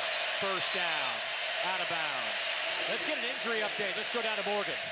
Mississippi State is going to be without their leading receiver, Brennan Thompson, who did not return from the locker room after halftime. And it also looks like Anthony Evans, their second top wideout, also down here right now, guys, on the field. Oh, boy. I mean, they weren't exactly deep at receiver, but you lose Thompson and Evans. Boy, and now you've got some real issues. And that run game is going to have to carry him. And this is the impact of playing SEC football.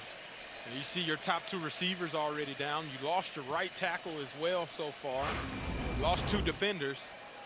It makes for a crazy time. As you see at the bottom of your screen here, these two guys getting right caught up. As they get tussled, bends backward kind of awkwardly. And he doesn't get up from that moment until just now, which you see him walking under his own power, which is good to see, but yeah, fell awkwardly as he was trying to block the defender on that last play. And also no Albert Reese, that right tackle. We saw him leave their last offensive possession to the locker room. There's no sign of him on the field since then. First down and 10, getting late here in the third.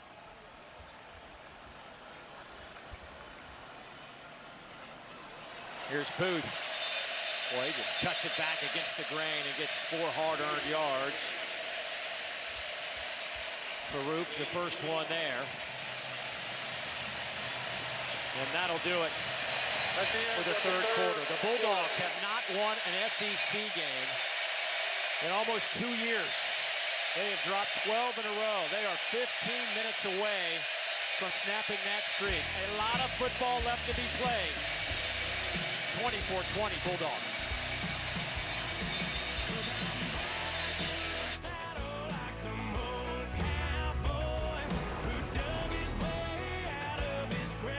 Old Trapper Beefs. Pack smash. My peanut butter and jelly. Ew. Oh no.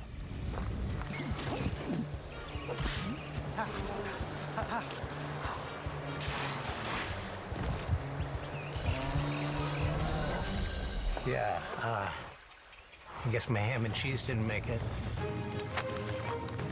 Old Trapper, what's your beef? Now that's a great view. Yep. Let's go, bud. Hurry up. Come on. I'm a baseball dad. Just because I didn't go pro doesn't mean my kid won't. Give me that. No pressure, kid. Just everyone watching. Coach says it doesn't matter if you win or lose the game, but that's what losers say. You gotta swivel those hips, right? And you gotta swing. Or! And if you don't have the right insurance, you can be paying for this yourself. So get Allstate, save money, and be protected from mayhem. Yeah, like me.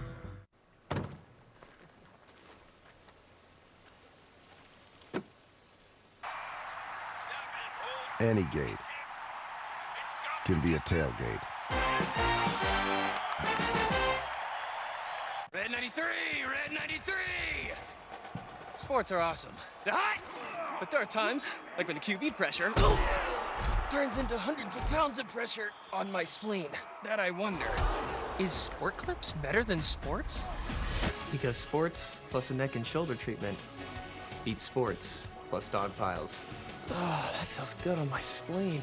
That's not where your spleen is. It is now.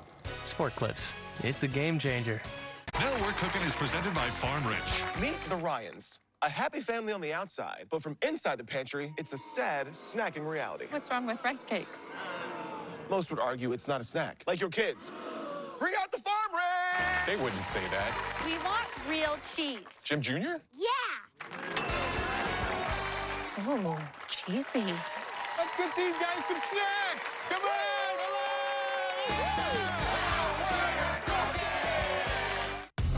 Football gave me confidence. It gave me my best friends, a team that counted on me every time, a place where I could just have fun, and a chance to get better at everything. I learned how to lead, how to show up every single day, how to play for something bigger than just me. Ready to play? Your team's already waiting. Go to futureforfootball.com to find a league today.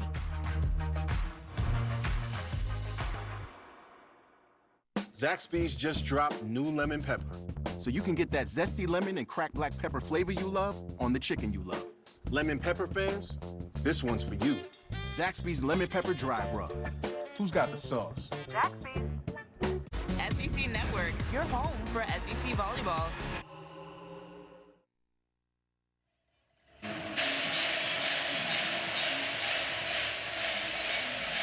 Just capture this emotion for a moment.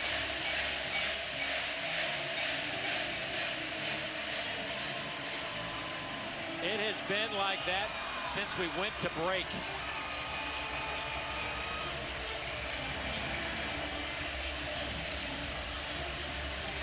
Bulldogs will have it second down to start the fourth quarter. Oh. Anthony Evans back on the field for Mississippi State. Hand it off to Booth. Nowhere to run between the tackles. Bryson Easton circles around to make a play. Now it's third down. Boy, if Tennessee could get the stop here. They need all the momentum that they can now. Screen, I think, would be a great opportunity to be utilized in this situation. Bulldogs 7 for 14 on third downs. Got to get it to the 40. Bringing some heat. Shapen, batted down. He almost caught it. Good thing he dropped it. But it will be a punting situation for the Bulldogs here. 4th and 7, back at the 33-yard line. Yeah, you take a look. Blake Shapen trying to hit Anthony Evans, but Big Easton does a great job getting that big hand up and being able to knock the ball down. I thought Anthony Evans actually had a step on the defender. It could have been a big conversion if they were able to connect on that play. Ethan Pulliam will punt it away to Boo Carter, who stands back at the 20. It's a fake! They got the first down! Sam West!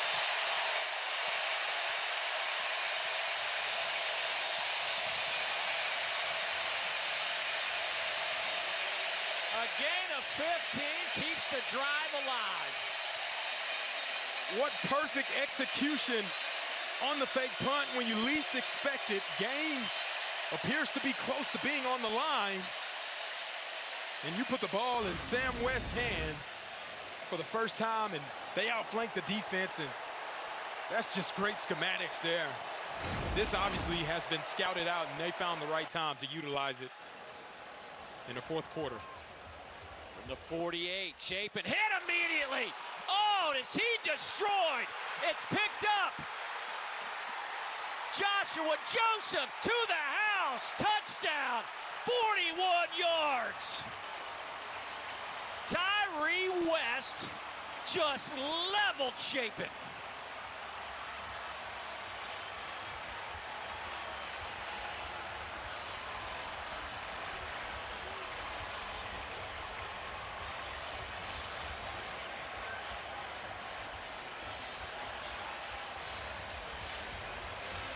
Oh my goodness.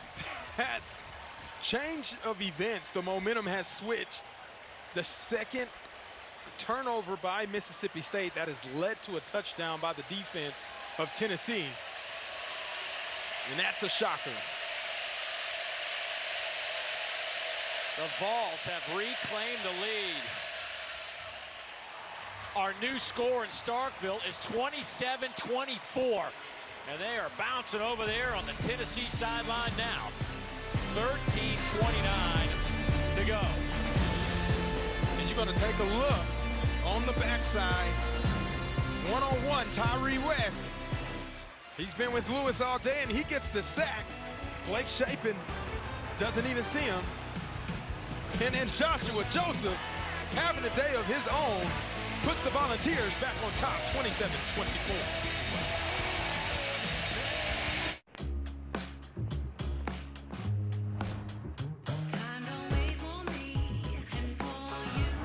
Powerful performance.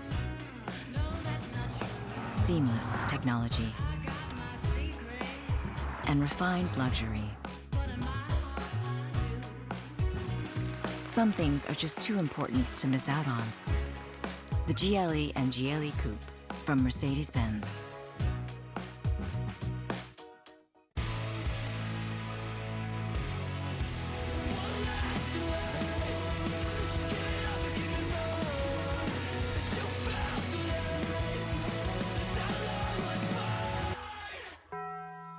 Did you bring it?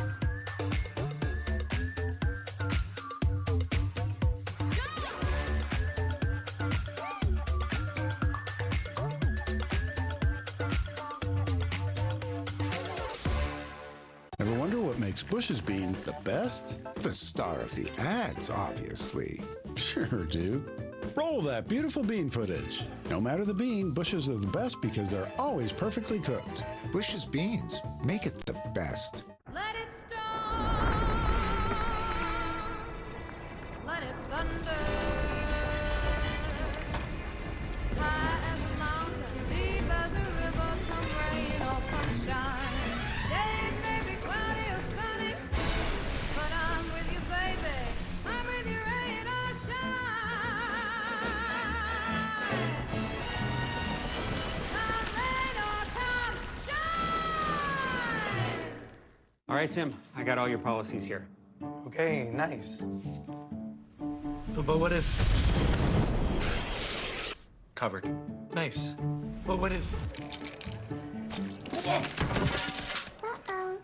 All set. But what if... Tim, I customized your insurance so you wouldn't have to ask what if.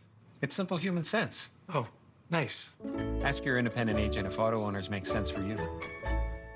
What if... Here we go! This is the SEC on ESPN. The last time Tennessee played in Starkville, you got to go back to 2012. Mississippi State won that one 41-31. These two teams have not played a bunch over the years. First meeting was back in 1907. They've only played 48 times. This one sails through the end zone. Time for us to get an update. Back to Charlotte. Dari. Dave, it's interesting there, and it's interesting up the road to that school up north, folks. LSU battling back. Harlem Berry touchdown. Go for two, don't get it. Ole Miss still up 5 with the ball, trying to run the clock. First down, under 3 minutes to go. Meanwhile, Bama, Georgia between the hedges coming up. Bottom of the hour-ish, just after that, over on ABC, and Jam Miller, the senior tailback for Bama, will make his first appearance of the season, guys. Oh, boy, just one more layer to that one tonight. If Jam Miller can do his thing, well, that's going to be tough for the Bulldogs. 27-24 here. They will keep it on the ground and go with Bothwell, as Tennessee's always a little hop in their step.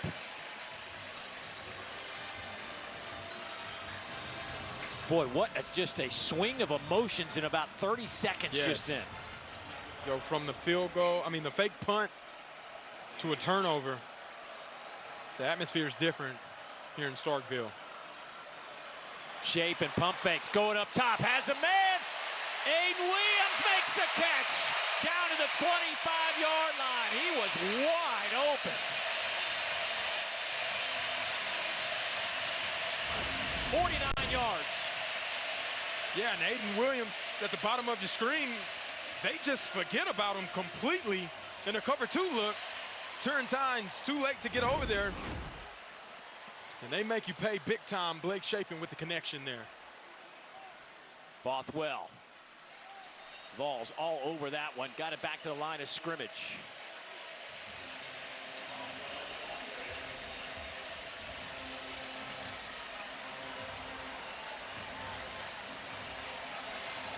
Camario Taylor will check into the game. The true freshman quarterback. They will go empty here. 2 tight ends in the game.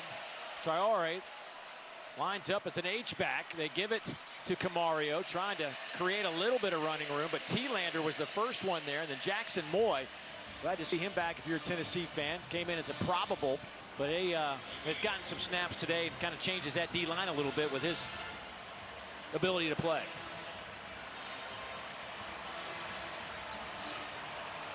Third and 8 here. Dave, Blake Shapen has to be smart with the football. You got a chance to reserve the right to kick, right? If you don't make it, you still have an opportunity to kick a field goal, but don't be careless with the football. Shapen tries to take it himself and is down around the 21-yard line. Edwin Spillman will get credit for the tackle, but that'll bring up a 4th down. And what does Jeff Levy want to do? He is not afraid to go for it on 4th down. They've attempted 8 4th downs, converted 6 of them, but he's going to bring out the field goal unit for this one. Blake Shapen is not happy with that last sequence after the big play.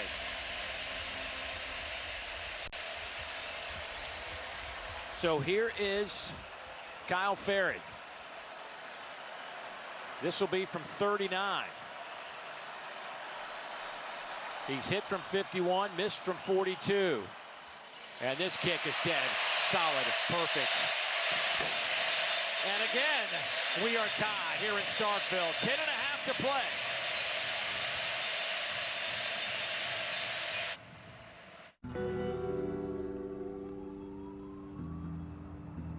Is it season ending? It'll take every ounce of its hand-smashed Angus beef, but it's got a chance. Steady. Careful of the cheese.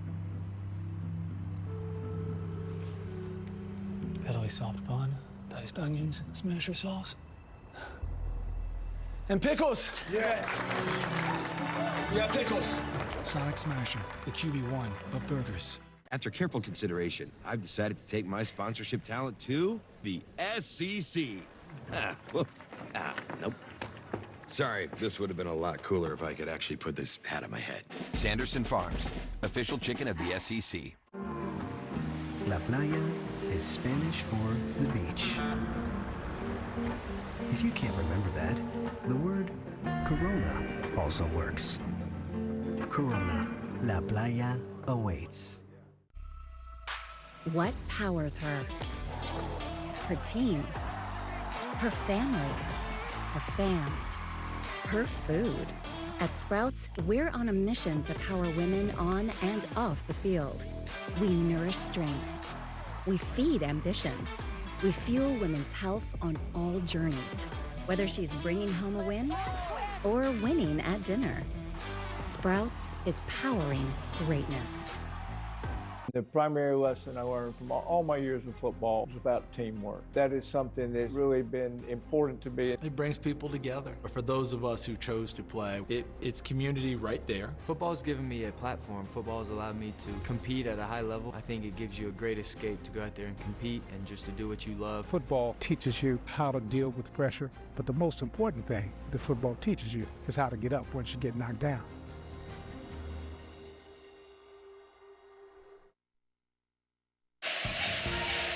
SEC Network Football is presented by the Sonic Smasher.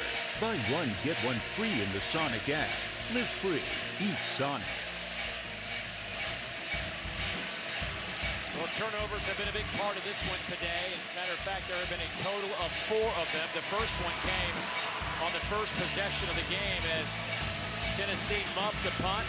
Shortly thereafter, Bothwell takes it in. Then the tip pass results in an interception, and there's Bothwell again for the touchdown.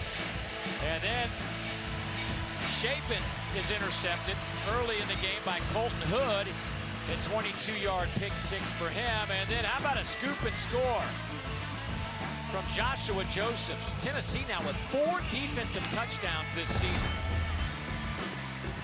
That is a big part of our game today, are these turnovers, 2 by each team. Tied at 27, 10.5 to play.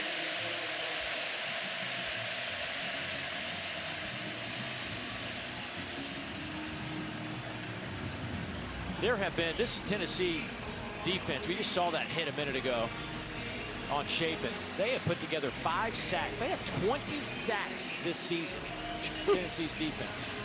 Picking up right where they left off a season ago when they were pivotal and playing on the opposite side of the line of scrimmage of the opposing offense. See if this Tennessee offense can now go 75 yards. High throw, and that one's in no man's land, trying to hit Brazel with it. You know, Dave, the flow of this game has been really weird for Joey Aguilar to try to find sync. Feels like he's been on the sideline for so long, he can't find a rhythm. Brazel has 4 catches, 83 yards. Matthews 4 catches, 100 yards.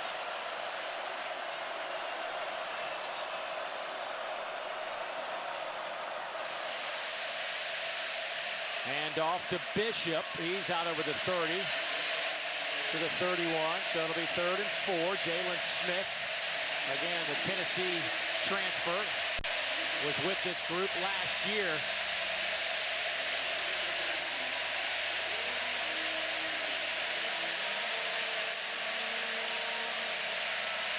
This is Kitzelman territory, the tight end.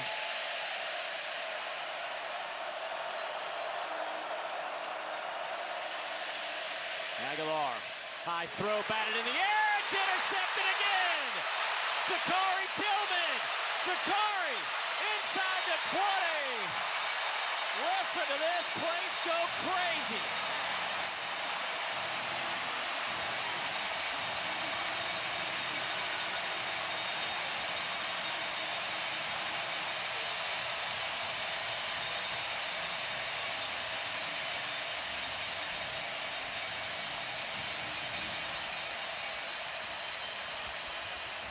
As I mentioned before the play, 3rd downs, Kitzelman has been one of Joey Aguilar's favorite targets. Well, that's been the scouting report. As you try to undercut it, tips and overthrows, Zachary Tillman takes advantage of that. And Dave, you mentioned it, turnovers and taking advantage of those turnovers. That's been the name of the game as they force another interception.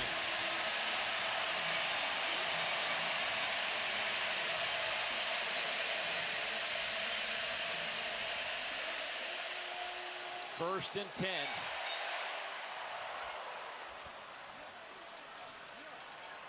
They'll give it to Booth. Booth will make the turn and pick up a couple of yards. Arion Carter. Get to sign the big cowbell. More cowbell. Carter, by the way, 13 tackles to lead Tennessee today. Hand it off, Booth. Inside the 10, runs right into Carter. It'll be 3rd down and a couple.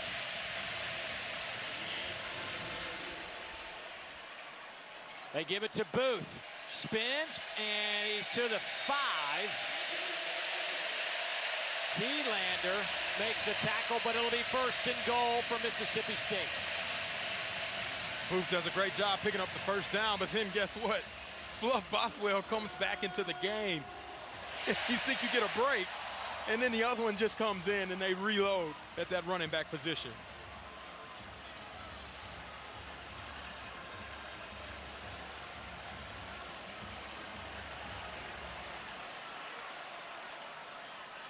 They give it to Bothwell. He's down to the 2-yard line. Carter with another tackle. Alert Blake Shapen again, handing this ball off, but if they crash, he'll keep it around the edge. He'll dump it off this time. Trying to hit the tight end. Seydou Traore. Touchdown, Mississippi State.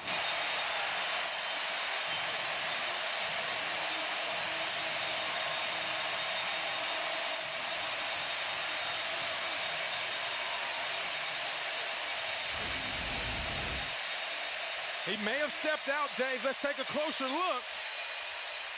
And I see grass there. That's incredible athleticism to be able to keep his feet in, toe tap, and then dive to be able to get a score. Incredible. I saw him yesterday at practice do a front flip and land it at practice. That wasn't a front flip, but that was certainly Supermanish. If that's a word, I just created one. That kid is athletic, and that's why Jeff Lebby wants to get him the ball more often, because he is a mismatch nightmare for defenders alike. Safeties and linebackers stand no chance. The young man, a 5th-year senior out of London, England, transferred here from Arkansas State, been in this program a few years now. Seydou Traore with a remarkable effort to get it into the end zone. And the Bulldogs are back out in front.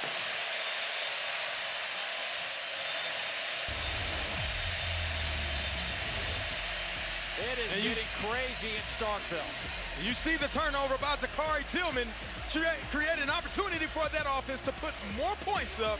Mississippi State, 34-27. SEC Network, your home for SEC football. I checked Allstate first and saved hundreds on my car insurance. Unfortunately, I didn't check if I unlatched Bevo's gate while taking a selfie. Bevo, no! Come back! Checking Allstate first was really smart. Not checking Bevo's gate, though, not smart. Well, at least I checked Allstate first and saved hundreds. Hook 'em. The Triple Dipper, only at Chili's, lets you build your perfect basket of 3 Chili's favorites, like the world-famous fried mozzarella you just gotta pull. Or go for Chili's legendary sweet and spicy honey chipotle crispers. Or why not pick the classic Big Mouth Bites drizzled in ranch? And of course, there's plenty of your favorite chili sauces to dip and dip and dip. Now that is one seriously good cheese pool. The Chili's Triple Dipper. Taste what all the hype's about. We, as in, we are all in this together. Love for the game, the grace, and the grit. And that may be the key to being great. It, the believers, sides and scenes that make it all even better. Here it's a Gator, man. He's scaring me. Here, this place, this moment. Listen up, people. And here, the home of the SEC, SEC Network. Some people are worried that they won't be able to get food because of disasters, food shortages, rising prices, you name it. Well, let me show you something. This tote right here has enough food for breakfast, lunch, dinner, even snacks for 3 full months. And right now, when you order one of these 3-month survival food kits, you're gonna get 2 months absolutely free, guys. So you see that square on your screen? That's called a QR code. Now, here's how to use it. Just pick up your smartphone and open up your camera, right? Point it at that QR code. Now you're gonna see right in the picture there that this link pops up, that one right there. Tap that link and it's gonna take you to this deal right now. These kits can last up to 25 years, the food tastes great, and guess what? It's your food security plan. And today, you get way more while paying much less. But only if you scan the code before the deal ends, all right? So go ahead, scan the code to buy 1 3-month food kit. And guys, you're gonna get 2 months absolutely free, but only if you scan this code before it ends. So go ahead, scan the code to buy 1 3-month survival food kit and get 2 months absolutely free. To be in the 12 that will play for a national championship. It is on full display. I mean, heck, here's the deal. We got a long way to go here, okay? I mean, there's 8 minutes to play, but if Mississippi State wins this, somehow holds on for this, they're going to be 5-0, be in the top 25. And I know it's a stretch, but you got to start saying. You got to put them in a conversation. They have to be put into the conversation. If Tennessee was put into the conversation and Mississippi State is able to win, then by that metric, 2 top 15 wins means they have a great resume by beating Arizona State. Arizona State with a good win last night. Absolutely. Let's see what Josh Heupel dials up here on first down from the 25.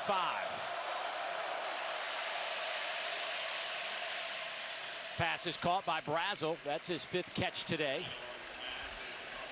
Brazel's averaging 100 yards receiving this season each game.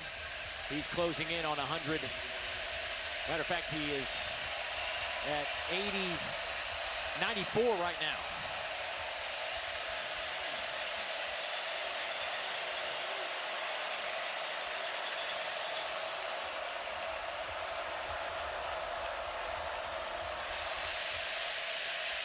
Handoff right side. There is Star Thomas. Star down at the 44, so second down and about 2. And it looks like Jesse Perry's the injured player for Tennessee.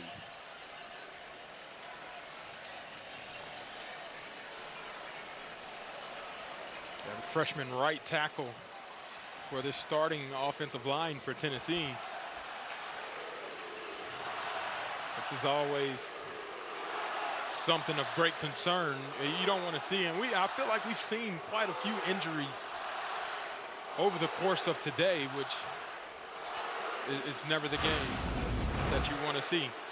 And you'll see him right in the middle engaged as he's caught in that traffic, and he just gets rolled up on that left leg.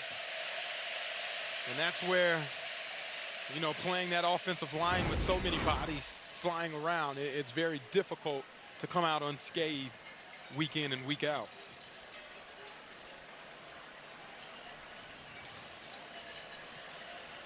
Again, we were told David Sanders, who wears number 70, their 5-star, #1 ranked lineman in the country. There he is right there, was available to play for the first time this year. Talking to Josh Heupel about him yesterday, he's like, man, I've coached some good ones, but this guy has got all the tools. Yeah. But how about your first game in this setting? Especially with what's at stake and what's on the line. 7 minutes, 15 seconds left in this game, down by 7. And Mississippi State is frothing at the mouth with where they've been at and how they've played defensively this year. That's a tall task to try to come in and get kind of your feet wet in SEC play. I mean, I'm just looking at him right there just a moment ago, just thinking what's going through my mind, right? You've been injured, you're trying to get out there, you want to play, but here's your moment right now, 7:15 to go, 4th quarter, on the road, 1-score game, and now you got to protect the edge. Yeah. Let's go. It's a tall task, but this is why he came to Tennessee, right? This is why he's playing in the SEC, because of moments like this, and when your number's called, got to take advantage of it. As you see Jesse Perry getting helped and assisted off to the sideline. You hope he's okay.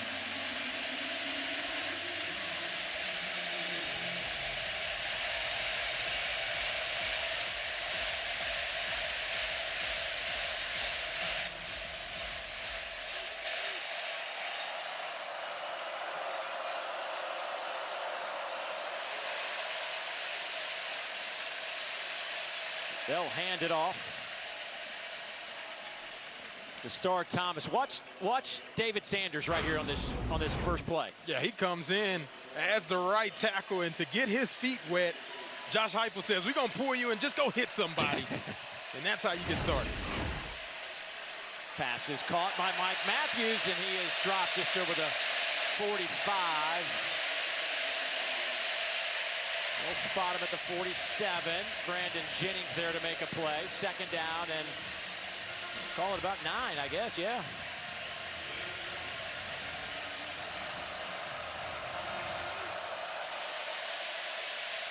Trying to run it again, nowhere to go. Zachary Tillman steps up to make that play. Tillman's 5th tackle.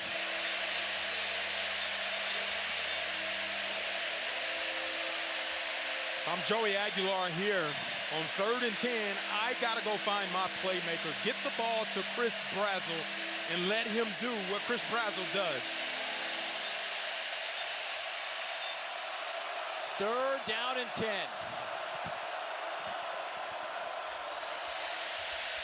Four-man rush. Dump it off underneath.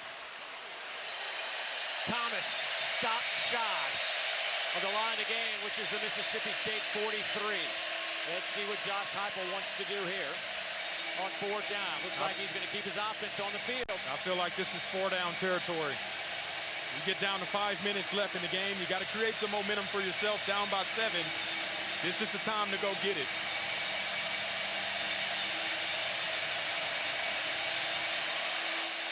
You got one-on-one matchup with Chris Brazzell up at the top of your screen. Keep an eye out there.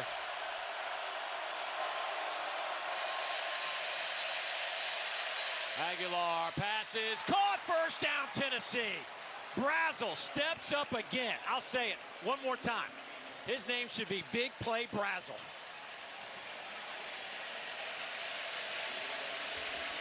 Keeps the drive alive. 4:41 and counting. Handoff. Thomas hit once, hit twice, and dropped after a gain of 1. Dinkins the first one. Check out Joey Aguilar on that 4th down attempt, fading to his right, still throwing accurately enough. You get it in the ballpark, Chris Brazzell's going to make a play. Big Play Brazzell showcases why he is the top dog in the SEC.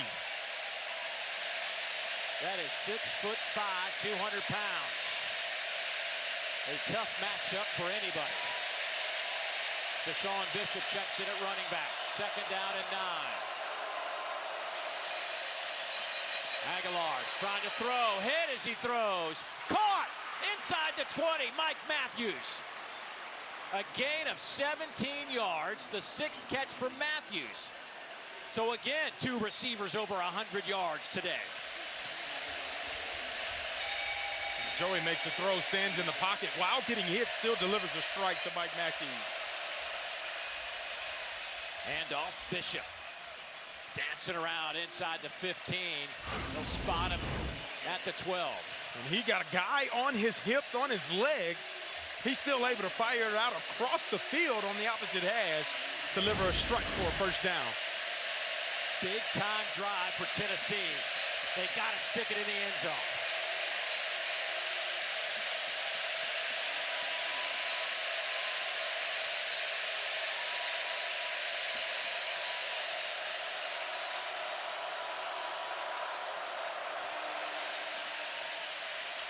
Handoff goes to Bishop.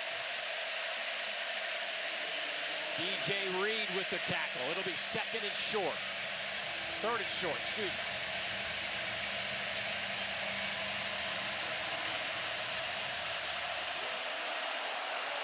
Movement up front.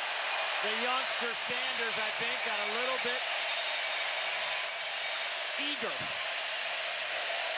False start. 70 on the offense. 5-yard penalty. Still 3rd down. Remember, this is a true freshman. Just gets a little eager. Over his toes, false start, and it probably couldn't come at a more inopportune time as this offense is looking to score. There's Coleman Hustler there.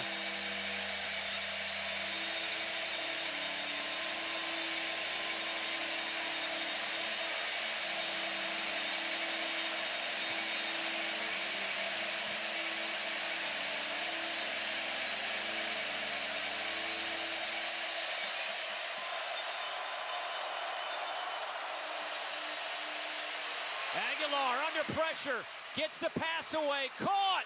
Second ever first down.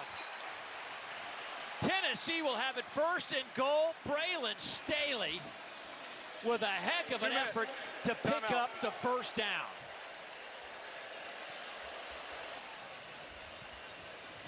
Man, oh man, a 2-minute timeout. Buckle up, folks.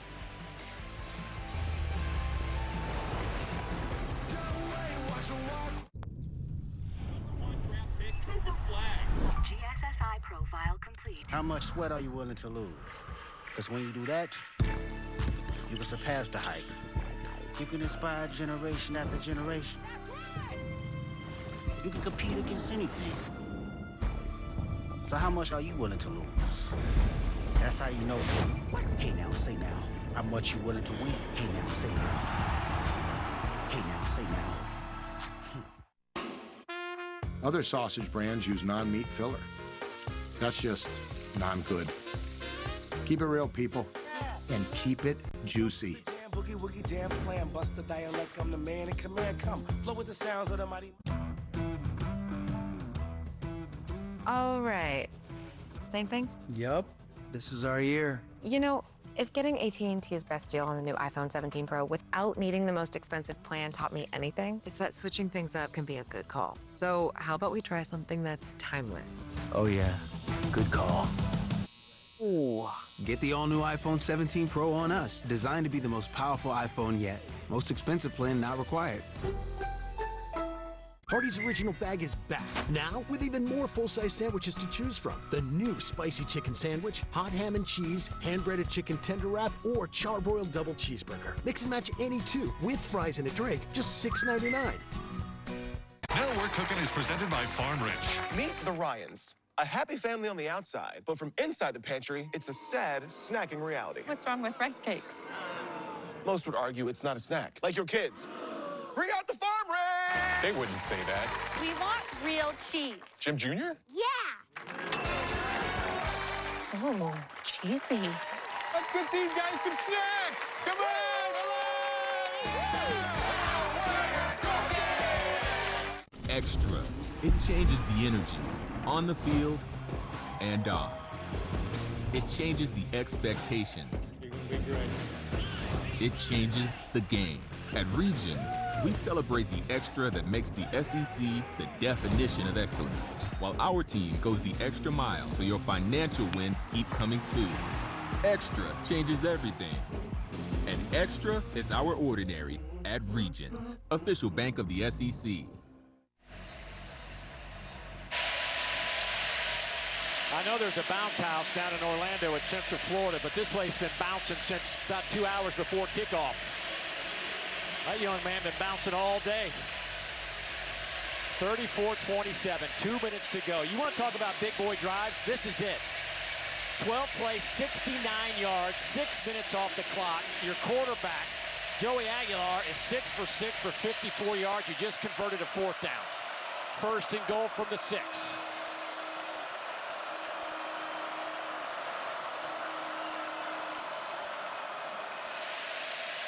Aguilar turns the corner, dives for the end zone. Touchdown!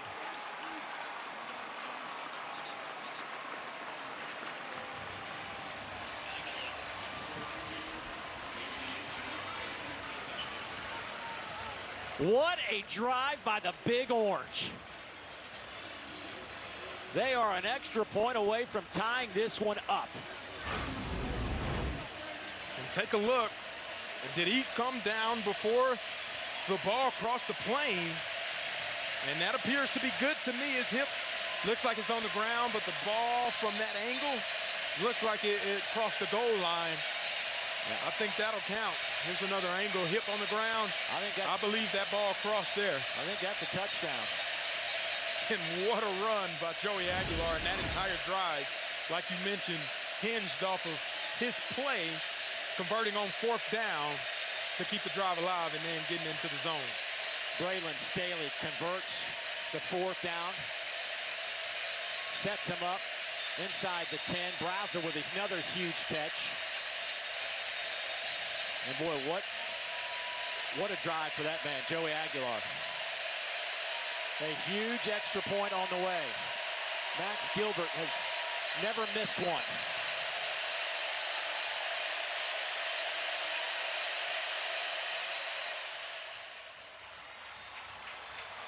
We are tied with 1:55 to play, and what a drive for number 6 in orange. Yeah, he was absolutely incredible. On the day, he's been phenomenal, but you look at that drive in particular, going 6 of 6, and then picking up the yardage with the legs that he needed. This is the Superman that they needed to have. You're going to look at some of the throws that he made in the pocket. That was 4th down. They needed to have that play to Chris Brazzell. Has defenders hanging on his back, still delivers a strike to Mike Matthews. Flushed out of pocket, no problem. Braylon Staley does what he needs to do, and then, in the red zone, he becomes a threat and a runner, and he makes you pay with his dual threat athleticism to tie the ball game up with 1:55 left on the clock. Hey, you know, just to think for a second, he could have been playing quarterback at UCLA in front of about 15,000 people on a team that's struggling, or could be right here. I think his mom and dad are pretty excited that he decided to find his way to Knoxville. Absolutely. First road start in the SEC. I think he's doing well. So now you got to turn the page. What will Mississippi State do on this drive? Before they get the football, let's get an update from Dari. All right, Dave, a little programming update. Kentucky, South Carolina. Those of you tuning in to watch this, if our game is not over, and that's what's likely, this game will begin. ESPN News and SEC Network Plus kickoff set for 7:55 Eastern Time. Cutter Boley set to make his 3rd career start. Kentucky trying to break a 3-game skid against the Gamecocks. Guys? Thank you, Dari. We've got 1:55 on the clock here. Bulldogs will start this one. Kind of an empty set. They'll have Fluff Bothwell on the field, but he is split way out on the far side in the slot. Shaping to throw. Pressure comes. Hit. Ball is in the air, hanging forever. Bothwell catches it. Only a gain of 2, but man, that ball felt like it was in the air for a long time. Yeah, it was. Bryson Easton providing the pressure, and Blake Shapen has taken a beating today, but still is able to get positive yardage on that first throw as that clock is winding down. Each team with 3 timeouts.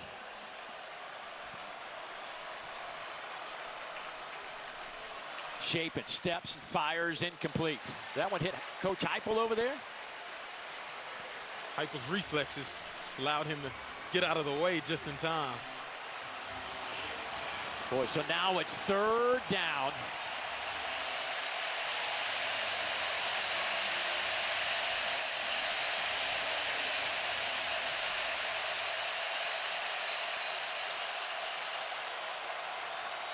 Tennessee will line up with 4. Are they going to bring some heat?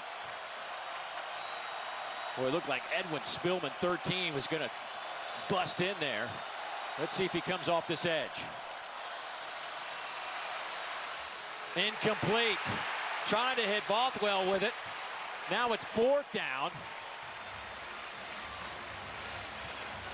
Boy, Jeff Levy, he's going to have to, boy, he doesn't want to do this, but he's going to have to punt it away because that would have been the game if you don't get it. Yeah, Joey Aguilar just coming off of his best drive in the second half. And now you got to punt the ball back to them? Boy, what a job by Tennessee's defense. Yes. With 3 timeouts left, too. So what you're looking for if you're Tennessee to try to go close this game out. Pulliam punts this one away. Boy, tight spiral. Returnable by Boo Carter. He's got some room near side. Bounces back the other way. Losing a couple of yards. Boo still on his feet and dropped at the 27. Boy, ate up some time on that return, but there is 1 minute and 23 seconds left. There are 3 timeouts on the board for Tennessee.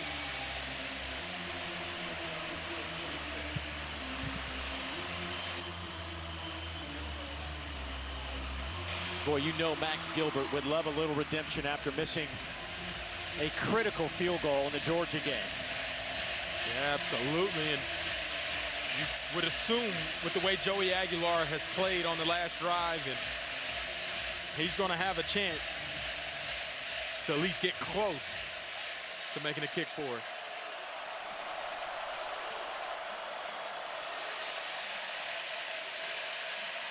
Handoff to Bishop. DJ Reed there to make a play. Clock moving to 1:10.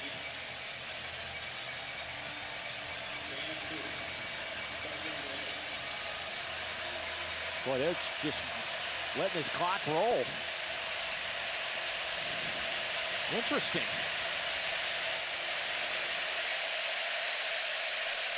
20 seconds have gone off since that last play ended. 25 seconds now. Three-man rush. Aguilar underneath. First down, Tennessee. That goes to Kitzelman. That'll stop it for a moment. 38 seconds. 37, clock's now moving. Aguilar.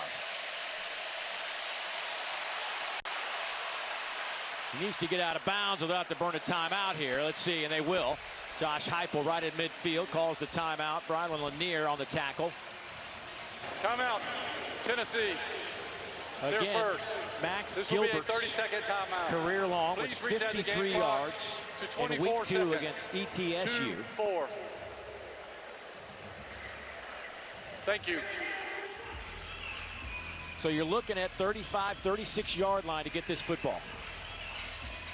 Yeah, and I'm curious. I'm assuming Coach Heupel didn't speed up the operation of the offense so as not to leave time for Mississippi State, similar to what Mississippi State did their previous drive, going 3 and out, all incompletions to be able to give the ball back to Tennessee.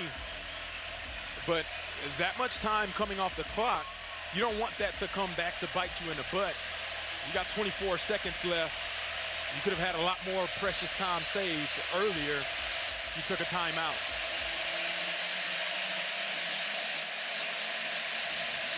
.24 seconds. Second down and 1. Vols need to go about 15 yards to have a legitimate shot at a field goal. Aguilar, though, trying to end it right here, going deep. Pass is deflected and knocked away by Jaron Manning. They were trying to hit Brazel.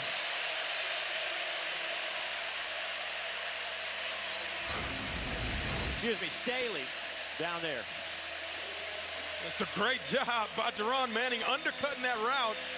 If Staley connects on that, that's a big play for Tennessee, but Jaron Manning says, nah, not today. It sets up third down for this Tennessee offense with 18 seconds left in the game.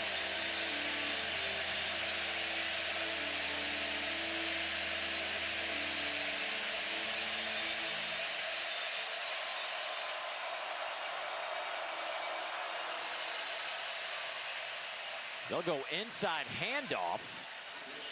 They'll get it to the 44-yard line. Tennessee going quick. Aguilar, clock is moving, 7 seconds. He just sails it out of bounds. Now there's 4 seconds left.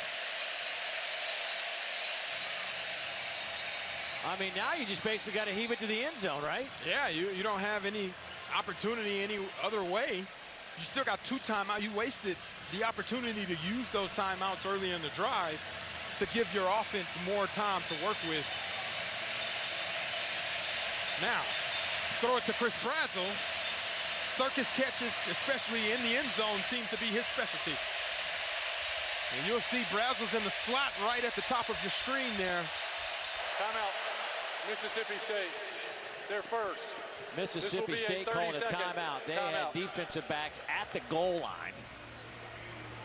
Coleman Hutzler trying to make sure everybody knows what their job is. But I'm just scratching my head about this clock management right now by Tennessee. Yeah, early in the drive, even whenever they did their first play, which was a run play, you know, you get back on the ball, you snap it, but they wasted and bled 25 seconds off of the clock before snapping the ball on second down. I'm a little confused by that as well. And you got 2 timeouts now. You can't take them with you, so might as well use them while you have them. But there's that man, Chris Brazel. If anybody can make some of those crazy circus catches, especially on a Hail Mary type of attempt, That's the go-to guy to focus on down in the end zone. Brazel has 6 catches for 105 yards. Matthews 6 catches for 118. That is 6'5" right there. Chris Brazel.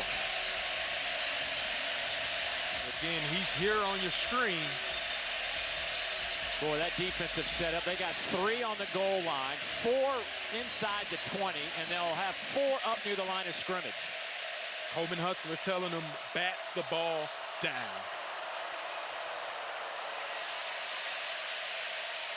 Aguilar spins out of trouble.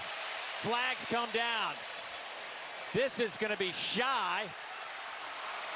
Boy, had they intercepted that, they had a lot of room to run, but Manning couldn't hang on to it. There is a flag in the backfield.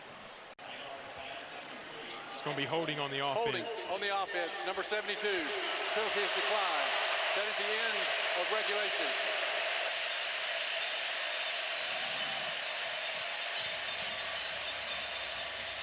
Overtime coming up here in Starkville.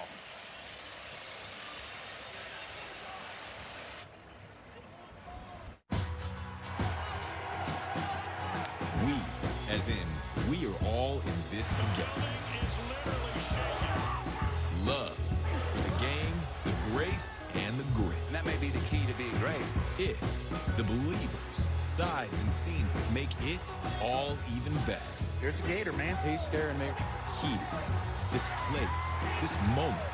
Listen up, people. And here, the home of the SEC, SEC Network. We fight with each other, we fight for each other. Love every minute of it, man.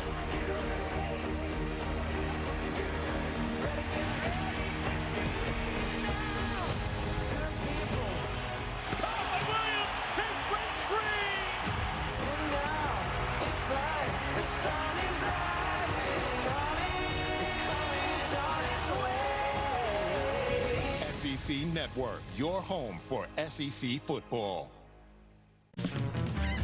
True South lands in the port of Jacksonville, city of dreams, where pita is common as cornbread.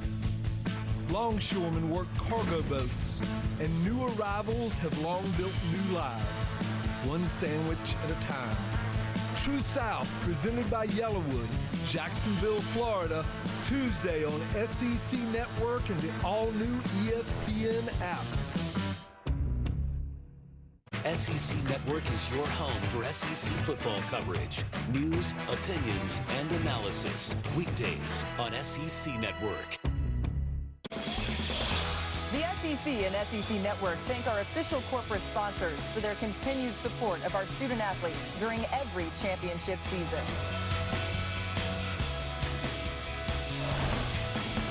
Welcome to Overtime, presented by Cheez-It.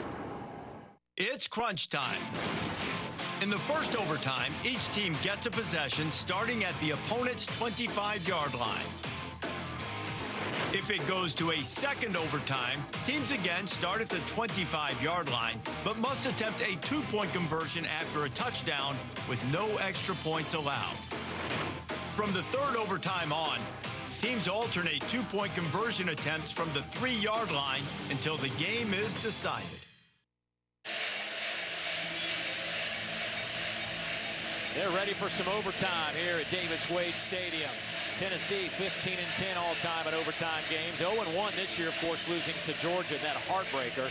Mississippi State 7-5 in overtime games, but their last one back in 2023 against Arizona. What a day. What a day here in Starkville. Heck of a football game. The ebbs and flows of this one have been incredible. All right, guys, nice job. The first 4 quarters of the game, we're going to go to overtime. First overtime will be football from the 25-yard line. We'll have one coin toss. Whoever wins the toss will have the choice of offense, defense, or which end of the field you want to play on. Tennessee, you're the visiting team. You'll make the call. I'll let the coin hit the ground. That's heads, that's tails, heads, and tails. What do you call? Heads. He calls heads. It's tails. Mississippi State, you won the toss. What would you like to do? Defense. Which end of the field you want to go? That way? Mississippi State has won the toss. Tennessee will go on this end of the field.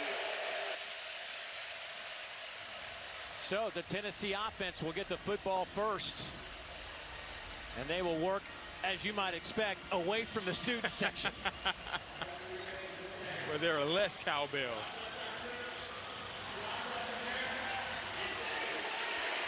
Well, Tennessee has obviously experienced this just a couple of weeks ago.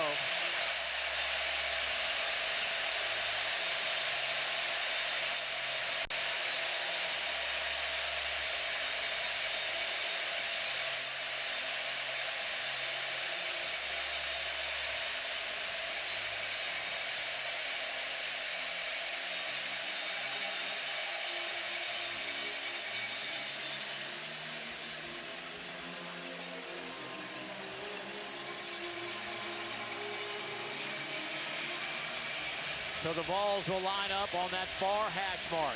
Deshaun Bishop will be your running back. Aguilar, 24-40, 335. A touchdown and 2 picks.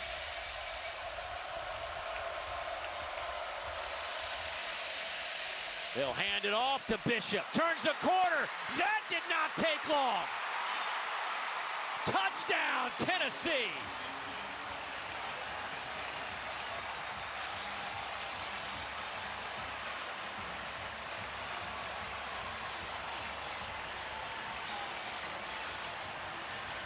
$25 yards. We've seen Tennessee use that 12 personnel, the twin formation with both of those big guys in the backfield. Bishop makes Sakari Tillman miss, and then it's a foot race to the end zone and gives them the first lead in overtime, awaiting the extra point. Max Gilbert hammers that one through the uprights, and Tennessee with a 7-point lead, 41-34. Bulldogs about to get the football. Before that happens, let's get an update from Dari. All righty, guys. As seen right now on ESPN News or SEC Network Plus, it's Kentucky that strikes first against South Carolina. They've lost 3 straight to the Gamecocks. Again, when our game's over, we bring the Cats and Gamecocks over here, guys.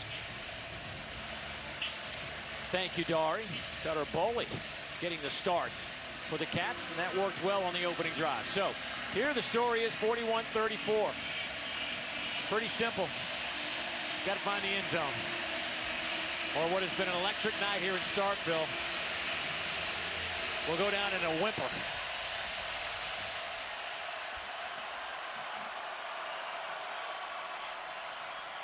Hand it off to Fluff Bothwell, and he has stood up. Might have lost a yard. Spillman and Carter. Carter has been all over the field tonight. He's up to 17 tackles. He's made his presence felt. Sideline to sideline linebacker, exactly what he is. The tip of the spear on defense.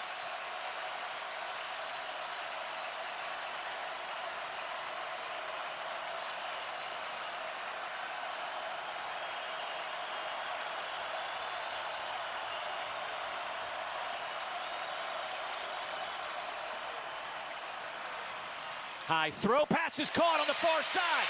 Anthony Evans flipped up and out of bounds around the 5. A 20-yard pickup.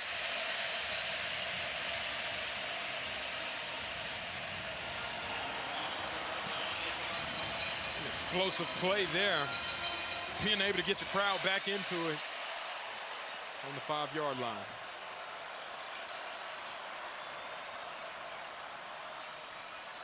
Shapen, hit, falls forward to the 4. Joshua Joseph making the play. You see man-to-man coverage from that last play. Anthony Evans makes a catch. 2 receivers was in the area, and then he shows you his aerial acrobatic ability, leaping over McMurray, picking up a little extra yardage at the end of that run. Boy, Shapen has taken some hits today. Bothwell trying to find a little bit of a hole, and it's just not there because number 7 is still playing defense. Arion Carter.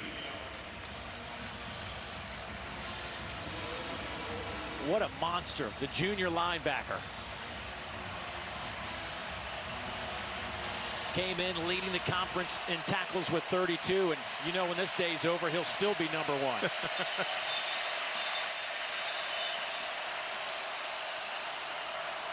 Third down and goal. Chapin looking, cuts it back and slips at the 5. Oh boy, 4th and goal coming up for Mississippi State. One play to keep this dream alive. Yeah, he slipped on that play. He keeps his eyes up downfield. He had Anthony Evans at the front pylon with nobody around him. Would have been an easy pitch and catch for a touchdown.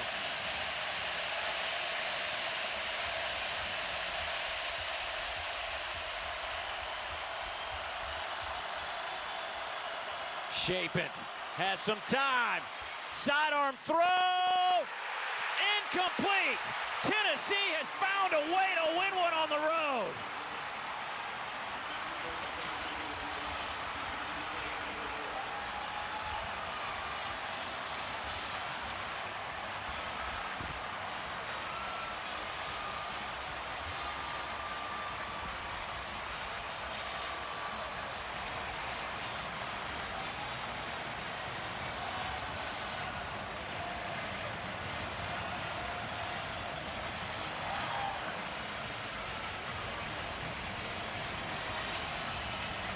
What a ball game here in Starkville. Let's get some thoughts from Josh Heupel. Morgan? Well, he's giving some hugs here right now. I'm going to give him a second. But, Coach, your defense there with a huge response to seal this game in overtime. What did you see from that group? Yeah, great job by them, getting off the field. 4-down stop, just relentless effort from them. I love the competitive makeup of our football team. Defensively, there's a lot of really good things throughout the course of the game. There was a lot of things that offensively we didn't maximize our opportunities. But at the end of the day, this is a win for the good guys in orange, and appreciate our fan base. They were awesome tonight. The fourth quarter, we saw your quarterback, Joey Aguilar, put together his best drive. What was it about him that changed? Yeah, there's some things that we missed early in the football game, middle of the football game. But one of the great attributes about Joey is that he's super calm in the storm, and he's the same guy every drive, every play. And love that makeup of him in this football team. Really proud of him. Thank you, Coach. Thank you. Appreciate it. Hey, any road win in the SEC is a big one. They found a way today. As he said, it wasn't perfect. But, man, coming into this environment with this team that was red hot, full of emotion and confidence, you got to walk out of here feeling really good. And old number 7 for Tennessee had a heck of a game on the defensive side. Yes. So we take a look at how this all unfolded, and it happened very quickly. Overtime, all it took was one play. That 12 personnel and Deshaun Bishop being able to take a handoff to the crib, and then you go on 4th down. Your defense got lit up throughout the course of the day. All you needed was one stop, and that was enough. And the frustration by Mississippi State, but on the flip side, the celebration by the Tennessee Volunteers. Wow, what a game in Starkville. Congrats to Josh Heupel. 1-1 in conference play. Mississippi State falls to 0-1 in league play, 4-1 overall. But what a night for SEC football. For our entire crew, it's time to get you out to Columbia. Tom Hart, Jordan Rogers.